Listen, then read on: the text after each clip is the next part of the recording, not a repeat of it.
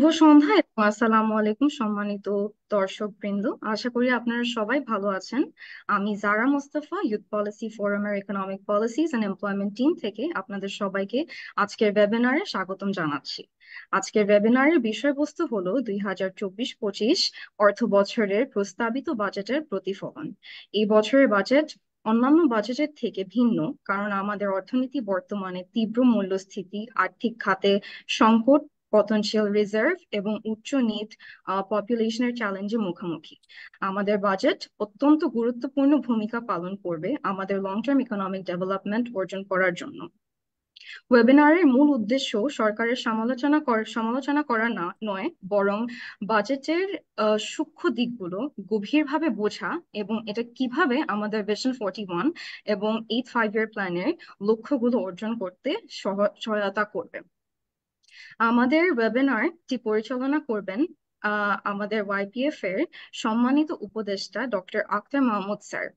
Sir বিশ্ব ব্যাংকের private sector lead specialist হিসেবে কাজ করেছেন এবং অর্থনীতি ও নীতি বিশ্লেষণের ক্ষেত্রে বহু বছরের অভিজ্ঞতা আছেন তার। আজকে আমাদের প্যানেলে আমাদের সাথে অতিথি হিসেবে আছেন ব্যারিস্টার নিহাত কবির ম্যাম। ম্যাম ইউথ পলিসি ফোরামের সম্মানিত আহ, উপদেষ্টা এবং metropolitan chamber of commerce and industries এর ফর্মার প্রেসিডেন্ট। আমাদের সাথে রয়েছেন আতিউর রহমান স্যার। স্যার বর্তমানে ঢাকা বিশ্ববিদ্যালয়ের এমেরিটাস প্রফেসর এবং পূর্বে বাংলাদেশ ব্যাংকের গভর্নর হিসেবে দায়িত্ব পালন করেছেন। আরো আমাদের সাথে রয়েছেন ডক্টর সাইমা হক বিদিশা ম্যাম। ম্যাম বর্তমানে ঢাকা বিশ্ববিদ্যালয়ের প্রফেসর হিসেবে আছে অর্থনীতি বিভাগে। আশা করছি আমাদের ওয়েবিনারটিতে একটি সমৃদ্ধ আম, আলোচনা হবে এবং আমাদের সম্মানিত মডারেটরের কাছে যাবার আগে ওয়াইপিএফ এর পক্ষ থেকে রিহাম রিদওয়ান ভাই বাজেটের উপরে একটি সংক্ষিপ্ত উপস্থাপনা পেশ করবেন। রিহাম ভাই ইউথ পলিসি ফোরামের কিউব টিমের অ্যাসোসিয়েট এবং বর্তমানে ইউনিভার্সিটি অফ ওয়েস্টার্ন অস্ট্রেলিয়ার অর্থনীতি বিভাগে পড়ছেন। সবাইকে স্বাগতম আজকের ওয়েবিনারে। আম, আমি কথা না বাড়ি চলে যাব আমাদের প্রেজেন্টেশনে। শুরুতেই ছোট একটি ইন্ট্রোডাকশন দিয়ে শুরু করতে চাই।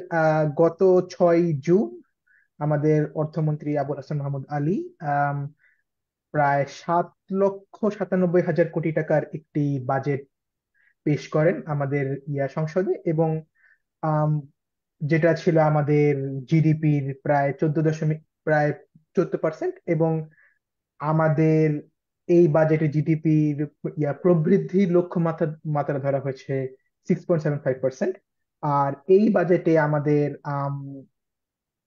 এই বাজেটে শিক্ষা, স্বাস্থ্য, কৃষি এবং স্থানীয় সরকার এবং পল্লী উন্নয়নকে উদ- প্রাধান্য দেওয়া হয়েছে। আহ যদি পরের স্লাইডে চলে যাই, এখানে একটা ছোট গ্রাফ দেওয়া আছে ডেইলি স্টারের ডেইলি স্টারের থেকে আমরা এই গ্রাফটি নিয়ে এখানে কো- কোন খাতে কত পার্সেন্ট আর কি বরাদ্দ দেওয়া হয়েছে সেটার একটি আমার প্রেজেন্টেশন আছে।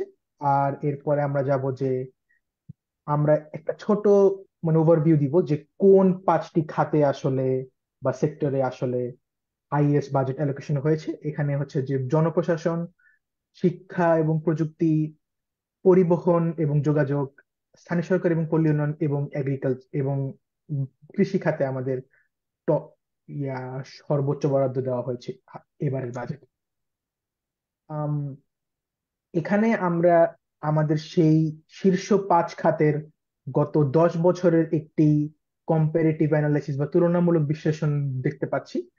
আম, এখানে গ্রাফেই অনেক কথা বলা আছে, তাও যদি আমি ছোট করে বলি সেখানে হচ্ছে যে 2016 এবং 2018 সালের দিকে সবচেয়ে কম সবচেয়ে কম বরাদ্দ ছিল আমাদের জনপ্রশাসন খাতের জন্য, বা যেটা এখন 22% এসে এসে থেকেছে। এটা একটা ভালোই একটা স্টেডি একটা আমার বরাদ্দের মধ্যে দিয়ে অলওয়েজ ছিল। এরপরে হচ্ছে যে আমাদের শিক্ষা এবং প্রযুক্তি খাতে 2015-16 সাল 15 অর্থ অর্থ বছরের সর্বনিম্ন বরাদ্দ ছিল, বা এখন সেটা আস্তে আস্তে বাড়তে বাড়তে এবং 2017 সালে ছিল সবচেয়ে বেশি, এবং এই মুহূর্তে 2024 সালে এটা এখন একটি স্থিতিশীল পর্যায়ে এসে পৌঁছেছে। আর আমাদের যোগাযোগ এবং পরিবহন খাতেই বলা যায় যে এই শীর্ষ 5 খাতের মধ্যে সবচেয়ে কনসিস্টেন্ট একটি বরাদ্দ পেয়ে এসেছে এ আজীবন, গত 10 বছরে। 2014 সালে যেটা প্রায় 10% ছিল, সেটা সেটা 2024 সালে এসে খুব বে- খুব বেশি হলে 7.7% বৃদ্ধি পেয়েছে।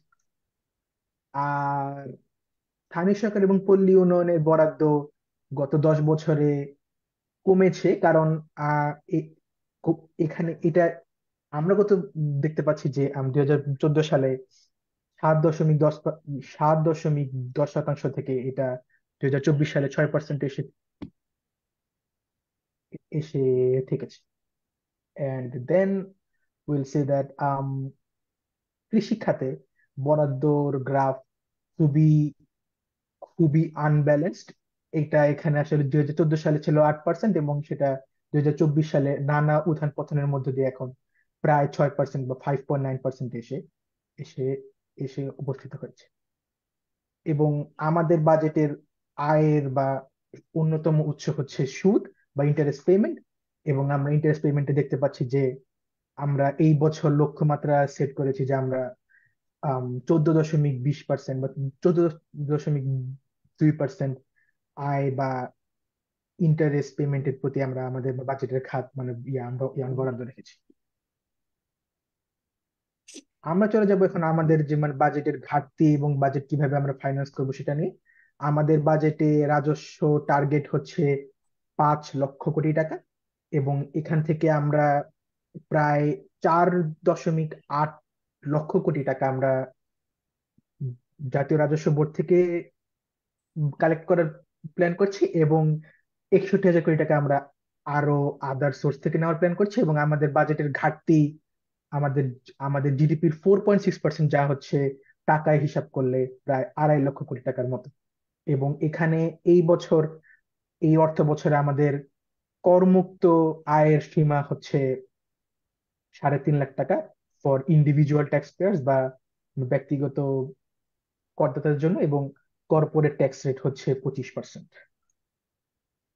নাও আমরা now we move to the change tax policies, যেখানে হচ্ছে যে আমরা দেখবো যে আমাদের ব্যক্তিগত ট্যাক্স স্ট্রাকচারে কি কি চেঞ্জ গুলো এসেছে। আমরা এখানে কর মুক্তির একটা চেঞ্জ দেখতে পাচ্ছি, যে আমরা গত উম, গত বছরও যা ছিল তা খুব বেশি চেঞ্জ হয়নি। এবং আম, এখানে ডিসপোজেবল ইনকামের অনেক কিছু চেঞ্জ করা যেতে পারতো, বা এটা হয়তো এই আজকের আলোচনায় অনেক আলোচনা করা হবে। এবং আমাদের আপার ইনকামে একটু ট্যাক্স স্ল্যাব থ্রেশহোল্ড দিয়ে একটু রিলিফ আনার চেষ্টা করা হয়েছে। এবং এবং ওয়ে- এবং এই বাজেটের থ্রুতে আমরা আশা করছি যে যেখানে একটু ওয়েলথ রিডিস্ট্রিবিউশন বা সম্পত্তির একটি একটি সমূহ বন্টন আনার চেষ্টা করা হয়েছে বলা যেতে পারে।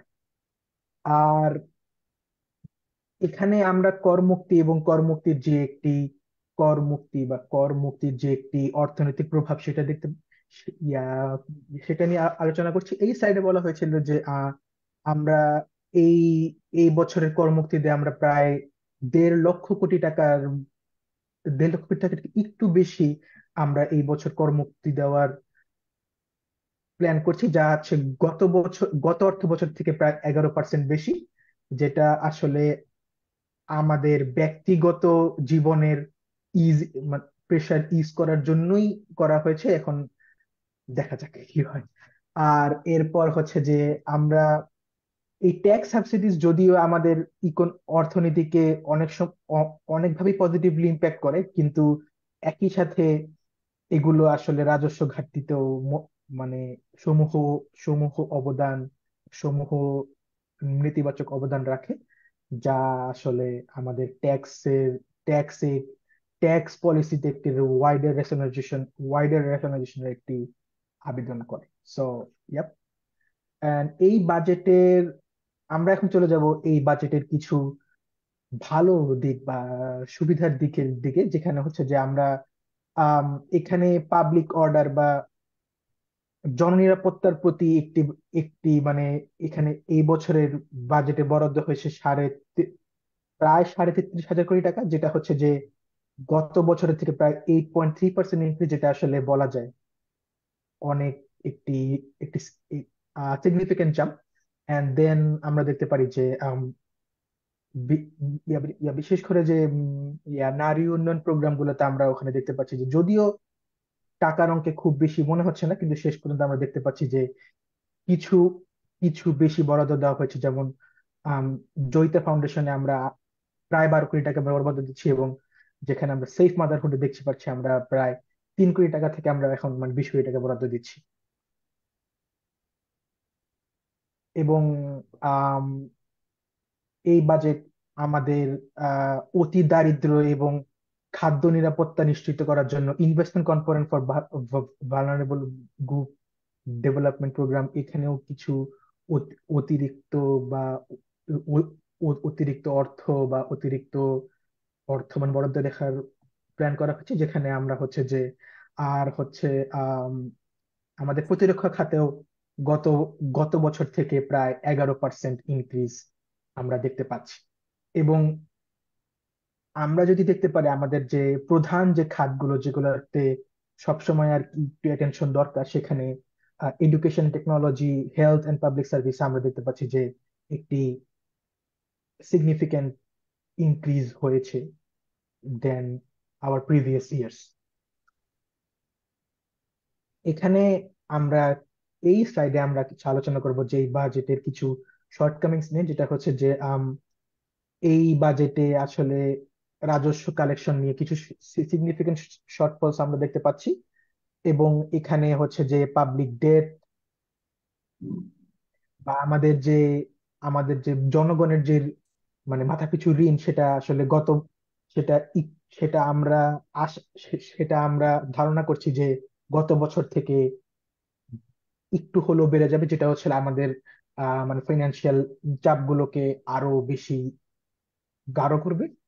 এবং আম, এবং আমরা আমাদের প্রিভিয়াস স্লাইডের গ্রাফ থেকেও দেখতে পাচ্ছি, এবং এখন দেখতে পাচ্ছি যে এখানে আমরা দেখতে পাচ্ছি যে এগ্রিকালচার এবং অ্যালাইড সেক্টরের বরাদ্দ যে আমাদের ফুড সিকিউরিটি এবং ফার্মার ফার্মার ওয়েলফেয়ারকে ব্যাহত করতে পারে। এবং and here we can see যে আমরা নন পারফর্মিং লোনস একটি লিকুইডিটি ক্রাঞ্চ দিতে পারে। এবং at the same time, despite our optimistic projections, private inst- the private investment still remains stagnant, and this we will need to allocate significant additional funds, যার জন্য আমাদের আসলে target meet করতে target meet করতে একটু হলেও কষ্ট হতে পারে। And with that, I will just conclude the presentation in saying that আমাদের এই বাজেটে আসলে কিছু কি কি চ্যালেঞ্জ এবং ফিউচার ডিরেকশনস কি করা উচিত সেগুলো নিয়ে কথা বলবো আমি একটু। আমাদের এফডিআই এবং ইন্টারেস্ট ইন্টারেস্ট পেমেন্টের প্রতি এই মুহূর্তে অ্যাটেনশন দেওয়া অতি অতি জরুরি। এবং আমাদের এডিপি এবং ফিসক্যাল ইয়ারের যে ইস্যুগুলো সেগুলো নিয়ে আরেকটু কথা বলা দরকার। সেইটু নিয়ে আরেকটু কথা বলবো, সেগুলো নিয়ে আরেকটু গঠনমূলক আলোচনা হওয়া দরকার। এবং পলিসি লেভেলে, এবং আমাদের নন পারফর্মিং লোন এবং আমাদের কালো টাকা সাদা করার যে এবং বা ট্যাক্স ইভিশন করার যে পলিসিগুলো, সেগুলোতে একটি রিফর্ম আনা আনা দরকার। এবং আমাদের টিম অ্যানালাইসিস করে আসলে এগুলোই এই পর্যন্ত বের করেছে। এবং this I hope this whole presentation is enough to jumpstart the conversations between our esteemed panelists. And with that, I would like to thank you for inviting me to presenting this presentation. Thank you.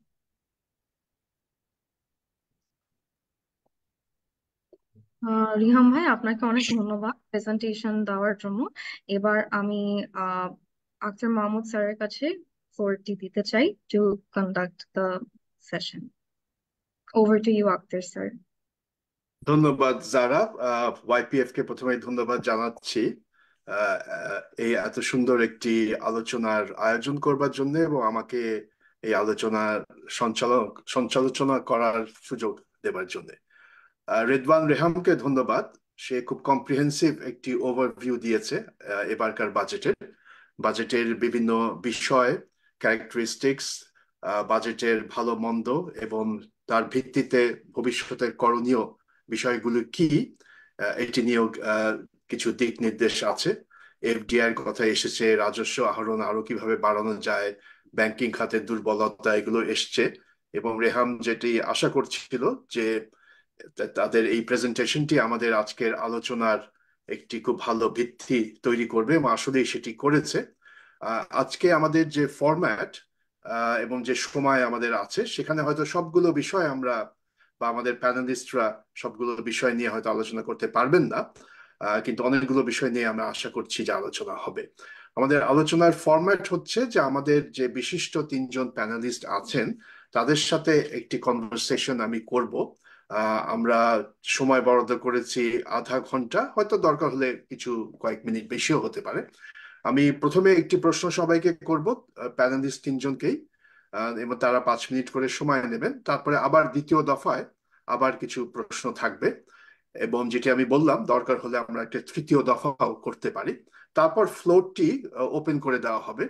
যারা আজকে জুমের মাধ্যমে অনলাইনে অংশ নিচ্ছেন, বিশেষ করে YPF এর সদস্যরা, তাদের মনে নিশ্চয়ই অনেক প্রশ্ন থাকবে। সেই প্রশ্নগুলো আমি আশা করছি তারা তারা কি চ্যাটের মাধ্যমে করবে নাকি তারা সরাসরি প্রশ্ন করবে? স্যার, আমাদের ফেসবুকের অডিয়েন্সরা ফেসবুকের কমেন্ট সেকশনে কোয়েশ্চেন গুলো করবে। সেই কোয়েশ্চেন গুলো আমি এখানে আপনাদের জন্য লিখে দিব চ্যাট বক্সে, so you can read them out. Okay, ঠিক আছে, আমরা চেষ্টা করব সবগুলো প্রশ্নের জবাব দেবার, কিন্তু অনেক সময় হয় না। তো আশা করি যারা অংশ নিচ্ছেন, তারা যাদের প্রশ্নগুলো এবার হয়তো জবাব দেওয়া সম্ভব হবে না, তারা কিছু মনে করবেন না, পরে আমরা চেষ্টা করব অন্যভাবে প্রশ্নগুলোর জবাব দিতে। তো আমি আর সময় ক্ষেপণ না করে আমি শুরুতেই ডক্টর আতিউর রহমানের কাছে যাব।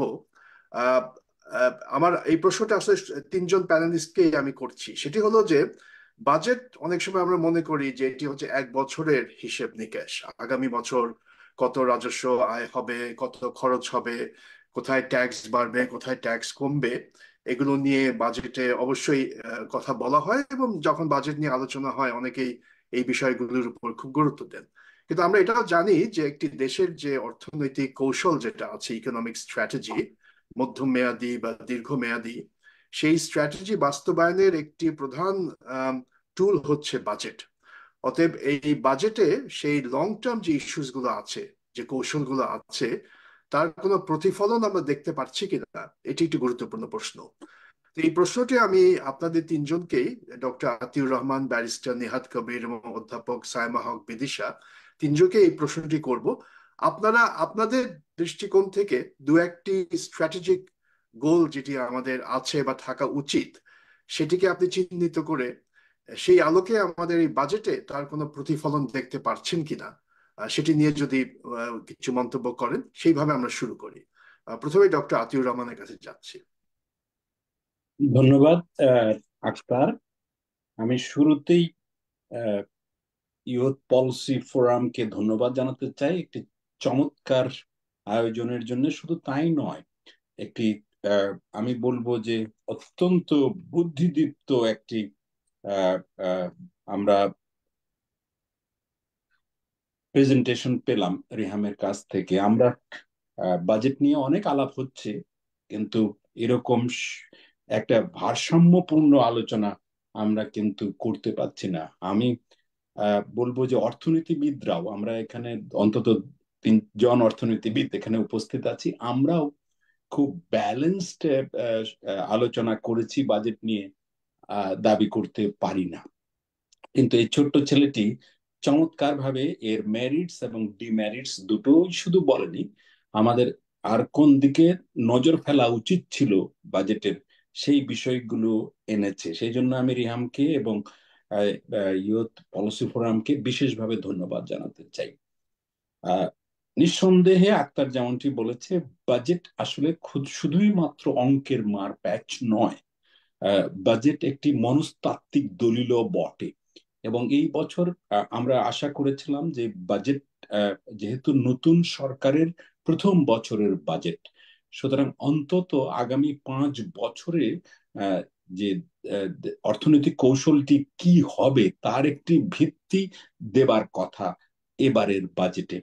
আমরা অনেকটাই পেয়েছি, কিন্তু কিছু কিছু বিষয় আমার মনে হয়েছে আহ আহ এটা নিয়ে আরো আরো সুদূর প্রসারী আলাপ করার সুযোগ ছিল, যেই সুযোগটি আমরা হয়তো মিস করেছি। আরেকটি বিষয় হলো, এটা আমি আত্মসমালোচনাই করছি, আমরা অর্থনীতিবিদরাও এমন করে কৌশলের কথা কিন্তু আলাপ করিনি আজকে যেমন আমরা করছি।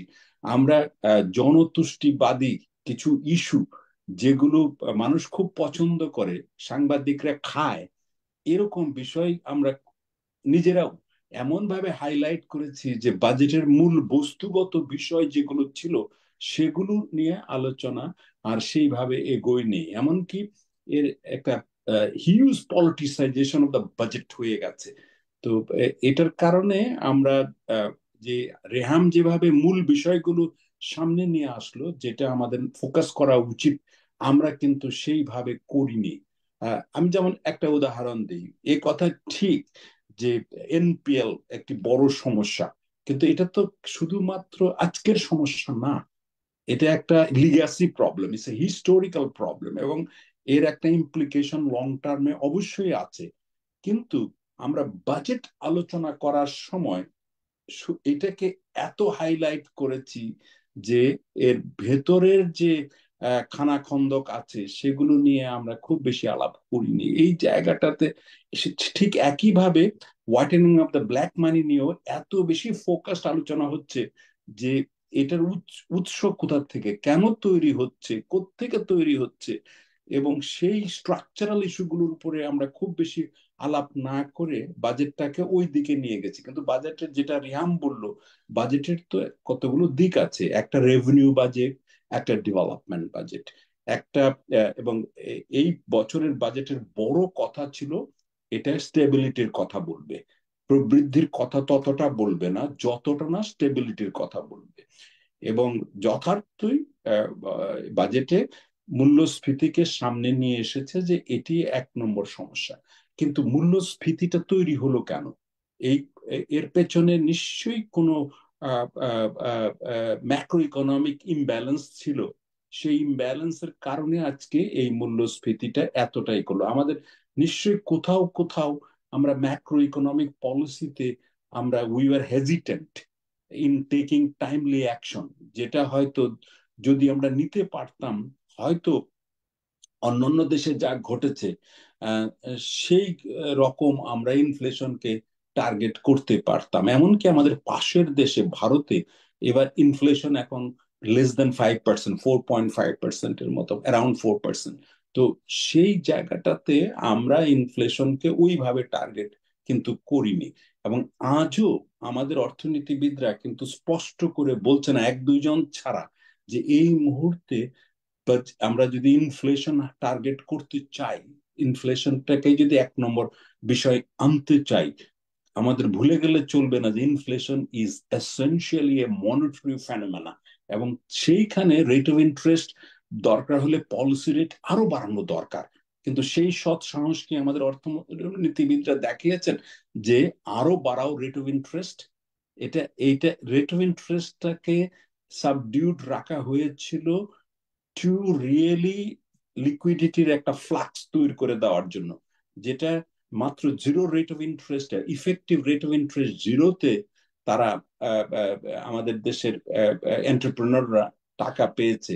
এবং সেই কারণেই কিন্তু বাজারে এত টাকা ঢুকেছে, যেটা এই যে 6-9-এর যে মার প্যাচ, তার মধ্যে কিন্তু আমরা কিন্তু সেইভাবে এখন যখন ইফেক্টিভ রেট অফ ইন্টারেস্ট বাড়ছে, তখন আমরা কিন্তু সেইভাবে সমর্থন দিচ্ছি না monetary policy. Monetary policy has done a lot. এইবারের মনিটারি পলিসিতে আরো হয়তো কিছু পলিসি রেট বাড়বে, কিন্তু এটা অনেক আগে শুরু করা উচিত ছিল, যেই জায়গাটাতে আমরা পিছিয়ে পড়েছিলাম।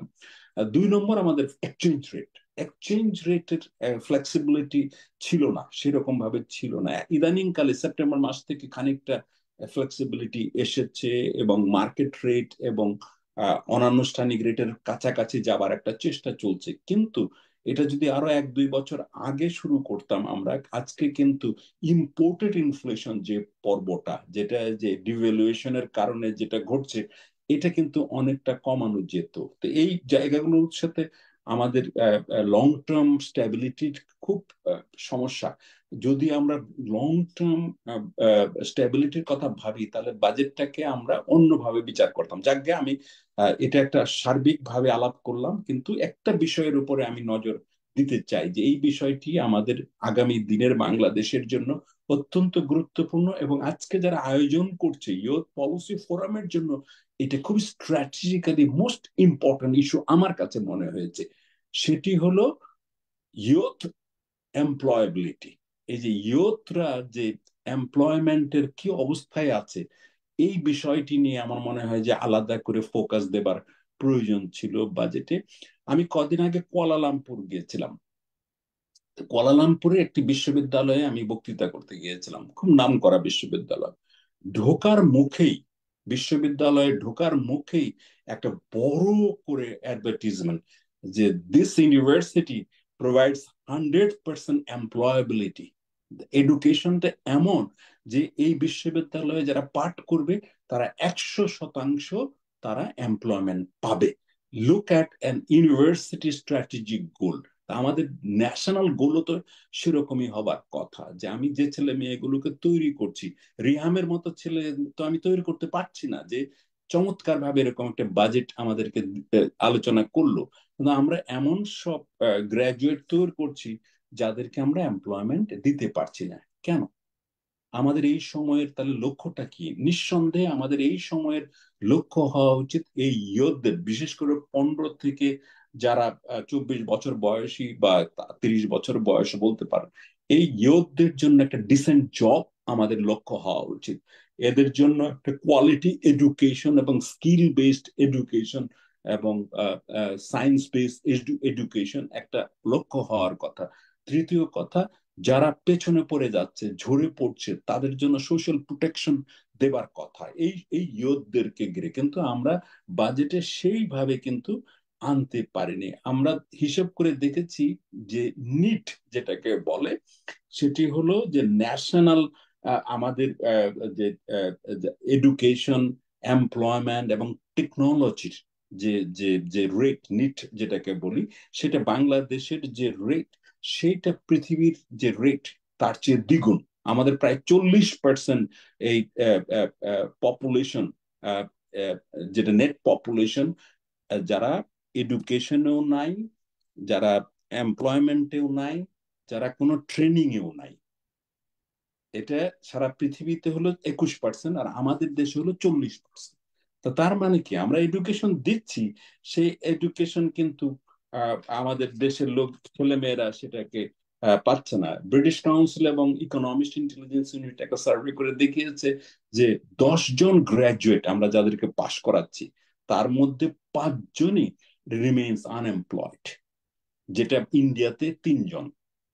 তার মানে কি, আমরা এডুকেশনের যে রেহাম যে বললো যে আমরা এডুকেশনের বাজেট খানিকটা বাড়িয়েছি, টেকনোলজিতে বাজেট খানিকটা বাড়িয়েছি, কিন্তু তার ইম্প্যাক্ট কই?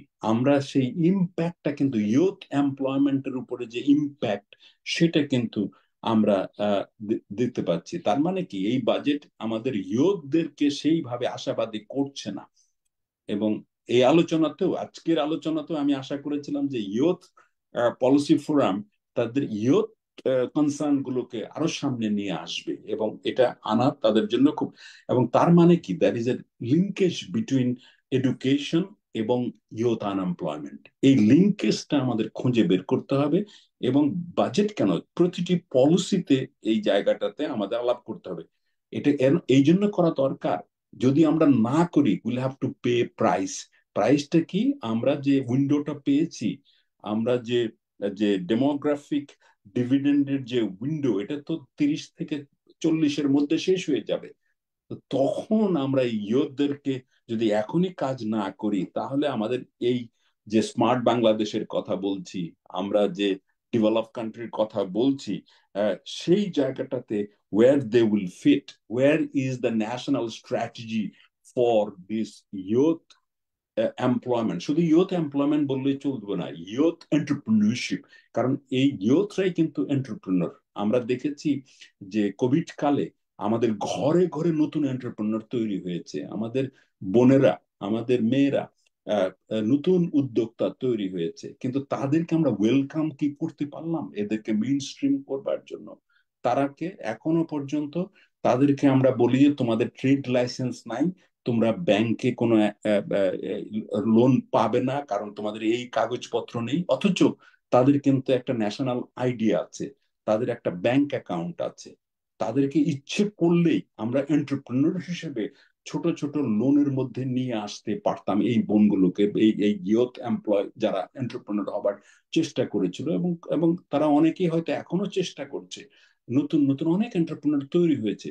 কিন্তু একটি বাংলাদেশ ব্যাংক একটা উদ্যোগ নিয়েছিল, সেটি হলো ন্যানো ক্রেডিট। তোমরা শুনেছো বোধহয়। ন্যানো ক্রেডিটটা হলো যে মোবাইল ফাইন্যান্সিয়াল সার্ভিস বিকাশ এবং সিটি ব্যাংক তারা মিলে 3 মিনিটের মধ্যে আর্টিফিশিয়াল ইন্টেলিজেন্স ব্যবহার করে 15, 20, 30 হাজার টাকার মতো লোন, অল্প কথায় মানে 3 মিনিটের মধ্যে একটা লোন তাদের যে মোবাইল ফাইন্যান্সিয়াল সার্ভিসের ডেটা রেকর্ড দেখে ডেটা ম্যানেজমেন্টের একটা চমৎকার প্রয়োগ করেছিল। বাংলাদেশ ব্যাংক সেই উইন্ডোটা দিয়েছিল। কিন্তু আমি তো আশা করেছিলাম যে এই যে সাকসেসফুল উইন্ডোটা, এটা সব ব্যাংক করবে। তাহলে সবাই মিলে আমরা এই ইয়ুথ এন্টারপ্রেনারশিপ যেটাকে বলি, সেটা ফিমেল ওরিয়েন্টেড হতো। এবং আগামী 5 বছরে তাদের ট্রেড লাইসেন্স তারা দরকার, কিন্তু 5 বছরের একটা উইন্ডো দেওয়া উচিত ছিল যে তোমরা অ্যাপ্লাই করো, আমরা ধীরে ধীরে তোমাকে ট্রেড লাইসেন্স দেবো, but in the meantime তোমার এনআইডি আছে, তোমার ব্যাংক অ্যাকাউন্ট আছে, তোমার মোবাইল ফাইন অ্যাকাউন্ট আছে, এগুলোই যথেষ্ট। তোমার এই ন্যানো ক্রেডিট, যেটা আমি বললাম যে ন্যানো ক্রেডিটের উইন্ডো তো দেওয়া হয়েছিল, এরকম অসংখ্য ইনোভেশনের সুযোগ আছে। আমি পরে সুযোগ পেলে এই ইনোভেশন গুলো নিয়ে আমি কথা বলবো, but I really want to refocus my attention যে বাংলাদেশের ভিয়েতনাম পাচ্ছে, আমরা কেন পারবো না? 100% Vietnam youths have been skill based education, তারা টেকনোলজি বেসড এডুকেশনে চলে গেছে, এবং তারা এখন unemployment is one of the lowest, youth unemployment and entrepreneurship is very high. তো সুতরাং আমার মনে হয় যে আমি যথেষ্ট ইন্ডিকেট করেছি কোন দিকে যাওয়া লাগবে। In the future I probably will talk more from my own experience because I have given a try on this as well. Thank you, Akhtar. অনেক ধন্যবাদ ডক্টর আতিউর রহমান।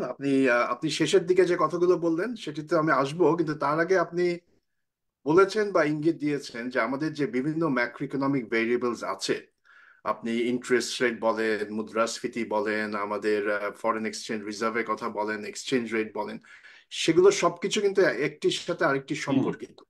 এবং এই যে সম্পর্কগুলো আছে, এগুলো হয়তো আমরা, এমনকি আমরা অর্থনীতিবিদরাও হয়তো সবসময় সম্পর্কগুলো যেভাবে খোলাসা করে বলা উচিত হয়তো সবসময় বলি না, বা অনেক সময় হয়তো পুরোটা আমরা এখনো বুঝেও উঠতে পারিনি।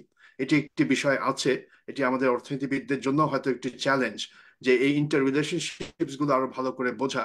এবং যেটা মনে হচ্ছে যে সরকারের দিক থেকেও অনেক সময় পিস মিল অ্যাকশন হয়তো নেওয়া হয়, এবং এই যে আন্তঃসম্পর্কগুলো পুরোপুরি অনুধাবন করে একটি জেনারেল ইকুইলিব্রিয়াম সেন্সে এগুলোকে ডিল করার, তার জন্য যে পারদর্শিতা দরকার বা দূরদৃষ্টি দরকার, বা যে সাহস দরকার, সেটি হয়তো সবসময় আমরা পাচ্ছি না। আপনি ঠিক এইভাবে হয়তো বলেননি, কিন্তু হয়তো আপনি ইঙ্গিত করেছেন। কিন্তু যেটি আপনি বললেন, যেমন যেটি ইউথ পলিসি ফোরামের জন্য অবশ্যই খুব প্রাসঙ্গিক, ইউথ এমপ্লয়াবিলিটি এবং ইউথ এন্টারপ্রেনারশিপ।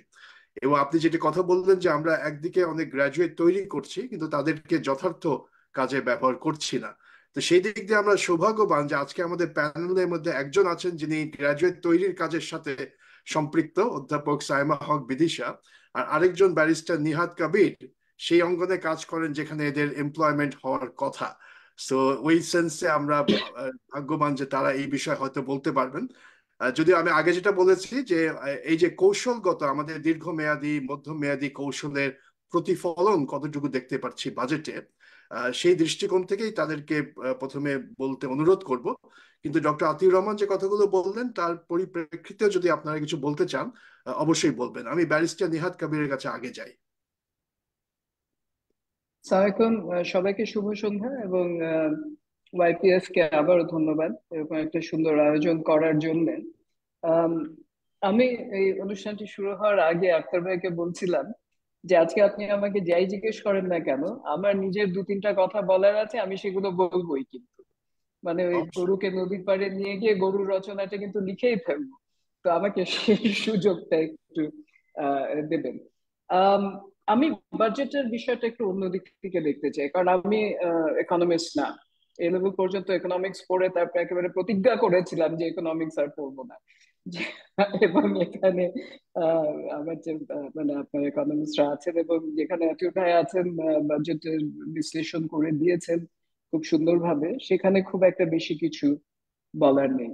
আম, আমি ওই জন্য আমি একটা প্র্যাকটিশনার্স পয়েন্ট অফ ভিউ থেকে, বিজনেস পয়েন্ট অফ ভিউ থেকে একটু অন্যরকম দিক থেকে দেখতে চাচ্ছি। সেটা হচ্ছে যে আমরা আমি যদি বলি যে আমরা বাজেট নিয়ে বাংলাদেশে একটু বেশি আলোচনা করি, এবং গত এক মাস ধরে তার আগে থেকে, এবং বাজেট এখন হচ্ছে 30 তারিখে বাজেট ফাইনাল হবে, তারপরে থেকে আমরা অনেক আলোচনা করব এবং পত্রিকায় এগুলো বেরোচ্ছে, ইউটিউবে আছে, বিভিন্ন আছে। কাজেই আমার সবসময় মনে হয় যে অন্য যে কোনো দেশের চেয়ে বেশি আমরা যে কোথায় 1% বেশি বরাদ্দ দেওয়া হলো, কোথায় একটু কমিয়ে দেওয়া হলো, সেগুলোর দিকে অনেক নজর দিই। কিন্তু গত কয়েক বছরে ধারাবাহিকভাবে কারা তাদের বাজেটে দেয়া অর্থ কিভাবে ব্যয় করছেন সেদিকে কিন্তু আমরা খুব একটা দৃষ্টিপাত করি না। এবং এটা করলেই দেখা যাবে যে আসলে এফিশিয়েন্টলি আমরা বাজেটের যে অর্থ রয়েছে সেটা ব্যবহার করি কিনা।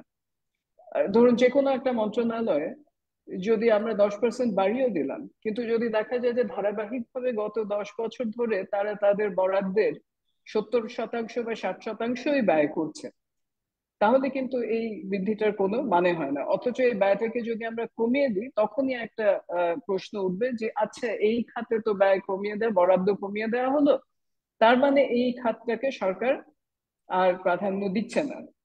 আমার মনে হয় না যে ব্যাপারটা ঠিক সেরকম। আহ এটা একটা জিনিস। আরেকটা জিনিস হচ্ছে যে আমি যেভাবে বাজেটের দিকে দেখতে চাই, যেটা আপনারা দুজনে অলরেডি বলেছেন, যে এর আন্ডারলাইন স্ট্রাকচারটা কি, ট্রেন্ডটা কি, এবং সবচেয়ে বেশি যে সিগন্যালিংটা কি, যে আমরা পরবর্তীতে কি করতে চাচ্ছি, সেই সিগন্যালিংটার দিকে যে এমফোসিসটা দেওয়া হচ্ছে বাজেটে, যে পলিসি গুলো দেওয়া হচ্ছে বাজেটে, কিভাবে আমাদের প্রধান ম্যাক্রো ইকোনমিক, ব্যষ্টিক অর্থনীতি, সামষ্টিক অর্থনীতি, যে ইস্যুগুলো, মূল্যস্ফীতির কথা বলেছেন, এবার মূল্যস্ফীতি কমিয়ে আনা আমাদের প্রাইম টার্গেট, এবং সেটার জন্য কি করা হয়েছে। এখানে একটা জাস্ট একটু ডাইগ্রেস করছি, সেটা হচ্ছে যে যেটা বললেন যে আমরা বেশ কয়েক বছর ধরে ইনফ্লেশনকে নিয়ন্ত্রণ করার আমাদের যে মূল হাতিয়ার, ইন্টারেস্ট রেট, সেই হাতিয়ারটাকে কিন্তু আমরা নামিয়ে রেখে দিয়েছিলাম টেবিলে, সেটাকে ব্যবহার করার আমাদের সুযোগ ছিল না। এখন এই এই ধরনের মানে ইনোভেটিভ বলা হয়, ইনোভেটিভ বলাটা হয়তো ঠিক না, এই ধরনের ট্রিটমেন্ট বোধহয় ঠিক না আমাদের মতো একটা দেশে, যেখানে আমাদের গত 20-25 বছরের ইকোনমিক গ্রোথের একেবারে বেসিসই ছিল আমাদের ম্যাক্রো ইকোনমিক স্টেবিলিটি, আমাদের ইনফ্লেশন, আমাদের ডেফিসিট, আমাদের ফরেন বরোইং, এগুলো একটা পর্যায়ে, একটা নিম্ন পর্যায়ে ভালোভাবে কন্ট্রোল করে রাখা হয়েছিল, আমাদের জিডিপি গ্রোথটা বাড়ছিল। কিন্তু এ ধরনের কিছু আম, সিদ্ধান্তের কারণে আমরা এর থেকে বেরিয়ে গেছি, এবং একই সঙ্গে যেটাকে পারফেক্ট স্টর্ম বলে, সেই সময়ে আমাদের কোভিডও হলো, ইউক্রেন যুদ্ধও হলো, এগুলো সব মিলে আমরা একটা আমাদের মাইক্রো ইকোনমিক যে ফাউন্ডেশন, সেখানে আমরা একটা আঘাত পেয়েছি। সেটা বলেও আমি এখানে বলে দিচ্ছি যে আঘাত পাওয়ার পরেও কিন্তু অন্যান্য অনেক দেশের চেয়ে আমরা দেখেছি যে আমাদের রেজিলিয়েন্স, আমাদের ইকোনমির রেজিলিয়েন্স কতটা, সেটা কিন্তু এই পারফেক্ট স্টর্মের ভিতরে পড়ে গিয়ে আমরা অনেকটা দেখতে পেয়েছি, এবং এখানে ফল্ট লাইন গুলো কোনগুলো সেগুলো আমরা ভালোভাবে চিহ্নিত করতে পেরেছি। এগুলো আর রেখে ঢেকে কথা বলার স্কোপ নেই। আচ্ছা, এরপরে আমি যখন বাজেটে দেখি, বাজেটটার চেয়ে বেশি বাজেট স্পিচটাকে আমি দেখি as a policy defining, policy articulating document. সেখানে আমি দেখতে চাই যে ব্যবসার পক্ষ থেকে, যেহেতু private sector is the engine of the growth of the economy, যে সেখানে কম্পিটিশন এবং বিজনেস কম্পিটিটিভনেস এর ক্ষেত্রে ট্যারিফ ডিফারেন্সিয়ালস কিরকম হচ্ছে। ফর এক্সাম্পল, র মেটেরিয়াল একটা জিনিসের এবং ফিনিশ গুডস এর মধ্যে ট্যারিফ ডিফারেন্সিয়াল আছে কিনা, ইনসেন্টিভ গুলো কিভাবে দেওয়া হচ্ছে, ইনসেন্টিভের বরাদ্দ কিভাবে দেওয়া হচ্ছে, সেগুলো আমরা দেখতে থাকি।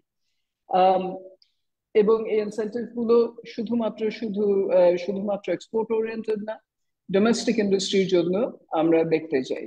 এখানে আমরা দেখতে চাই যে প্রোডাক্ট ডাইভার্সিফিকেশনের জন্য, এক্সপোর্ট বাড়াবার জন্য, এবং একটা যেটা বললেন যে বিনিয়োগ বৃদ্ধির জন্য কি করা হয়েছে। এখানেও আমি একটা জিনিস বলতে চাই, যেটা হচ্ছে one of my main points which I want to make letter. সেটা হচ্ছে যে আমরা বাজেটের পেরিফেরিতে এখানে 1% ইনসেন্টিভ, ওখানে 10 বছর ট্যাক্স হলিডে যাই দেই না কেন, আমরা কিন্তু দেখে আসছি যে this has very little effect on investment. Investor কি দেখতে চায়? ইনভেস্টর দেখতে চায় আমার ক্রেডিবিলিটি, আমার দেশের ক্রেডিবিলিটি এবং আমার দেশের কনফিডেন্স। সেটা কিভাবে আসে? সেটা আসে প্রেডিক্টেবিলিটি থেকে, সেটা আসে ট্রান্সপারেন্সি এবং অ্যাকাউন্টেবিলিটি থেকে। এই যে প্রত্যেক বছর ফেব্রুয়ারি মাস আসলে আমরা বাজেট নিয়ে পাগল হয়ে যাই, এটা তো প্রেডিক্টেবিলিটির কোনো নিদর্শন হলো না। এবং তারপরে বাজেটটা হয়ে যাওয়ার পরের দিন থেকে আবার এসআরও দেওয়া শুরু হবে। কাজে আমি যে একটা ব্যবসা করব, আমি যে একটা লং টার্ম ভিউ নিয়ে একটা কাজ করব, একটা ইনভেস্টমেন্ট করব এই দেশে, আমি সেটা করতে পারি না। যার জন্য এখন পর্যন্ত যতই আমরা বলি না কেন, কিন্তু ওই ইনভেস্টমেন্ট কিন্তু 23-24% বেশি আর বাড়েনি আমাদের ইকোনমির সাইজে। হ্যাঁ, ইকোনমি বড় হয়েছে, রিয়েল টার্মসে বেড়েছে, কিন্তু ওই 23 বা 24%-এর ওই ব্যারিয়ারটা আমরা কিছুতেই ভাঙতে পারছি না। এবং এফডিআই এর ক্ষেত্রেও এটা বিশেষভাবে প্রণিধানযোগ্য। আমরা যা ইনসেন্টিভস দিই, আমরা নিজেদের মাথার মধ্যে মনে করি আচ্ছা এটা দিলে ওরা আসবে, আমরা ওদেরকে গিয়ে কিন্তু জিজ্ঞেস করি না যে তোমরা কি চাচ্ছ, তোমরা যেটা চাচ্ছ আমরা সেটা দেবো। আর কাগজে কলমে we actually have a very good framework for foreign direct investment, কিন্তু এখানে এসে এটার ইমপ্লিমেন্টেশনে আমাদের বিরাট ঘাটতি দেখা যায়। এই যে পারফরমেন্স ডেফিসিটটা, এটা কিন্তু আমাদেরকে ভিয়েতনাম ইত্যাদি অন্যান্য কম্পিটিং দেশের তুলনায় অনেকটা পিছিয়ে রাখে। এবং এখানে এই জিনিসটাই আমি মানে খুব বেশি করে এমফাসাইজ করতে চাচ্ছি, যে কাগজে কলমে বাজেটে হোক, যেখানে হোক, আমরা যাই লিখি না কেন, যাই বলি না কেন, at the end of the day the proof of the pudding is in the eating. আমি যদি এগুলো ডেলিভার না করতে পারি, তাহলে এত কথা বলে কোনো লাভ নেই। আমাদের দেশ অনেক এগিয়ে গেছে এবং অন্যান্য অনেক দেশের তুলনায় ভালো করেছে, কিন্তু কথা হচ্ছে যে আরো অনেক ভালো করা উচিত ছিল এবং করতে পারতে হবে। কারণ যেটা আপনারা বললেন যে ডেমোগ্রাফিক ডিভিডেন্ড একটা ডেমোগ্রাফিক ডিজাস্টারে রূপান্তরিত হতে খুব বেশি সময় নেয় না।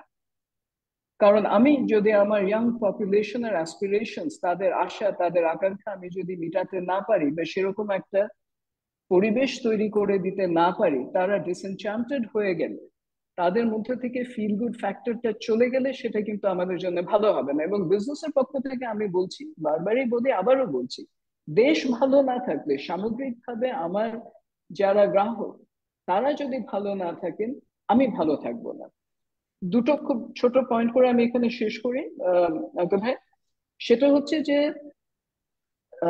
আমরা যে দুটো সেক্টরে অ্যালোকেশন খুব বেশি করে দেখতে চাই, এবং শুধু অ্যালোকেশন না, এখানে পারফরমেন্সটা দেখতে চাই, কোয়ালিটেটিভলি দেখতে চাই, সেটা হচ্ছে এডুকেশন আর স্কিল ডেভেলপমেন্ট। আপনি যেটা বললেন, তুই ভাই যেটা বললেন যে 12-14 বছর পড়াশোনা করে যারা বেরিয়ে আসছে, আমরা তাদেরকে এমপ্লয়মেন্ট আমরা দিতে পারছি না, কারণ তাদের ট্রেনিং এর সঙ্গে আমাদের নিডস এর সামঞ্জস্য হচ্ছে না। এবং এটা নিয়ে আমরা বারবার কথা বলছি। আমার মনে হয় যে ইউনিভার্সিটি গ্রান্টস কমিশন কে এ ব্যাপারে আমাদের টেক টু টাস্ক করা প্রয়োজন। আমাদের দেশে প্রাইভেট ইউনিভার্সিটি যেগুলো ভালো, সেগুলোতে পিএইচডি ডিগ্রি করা যায় না।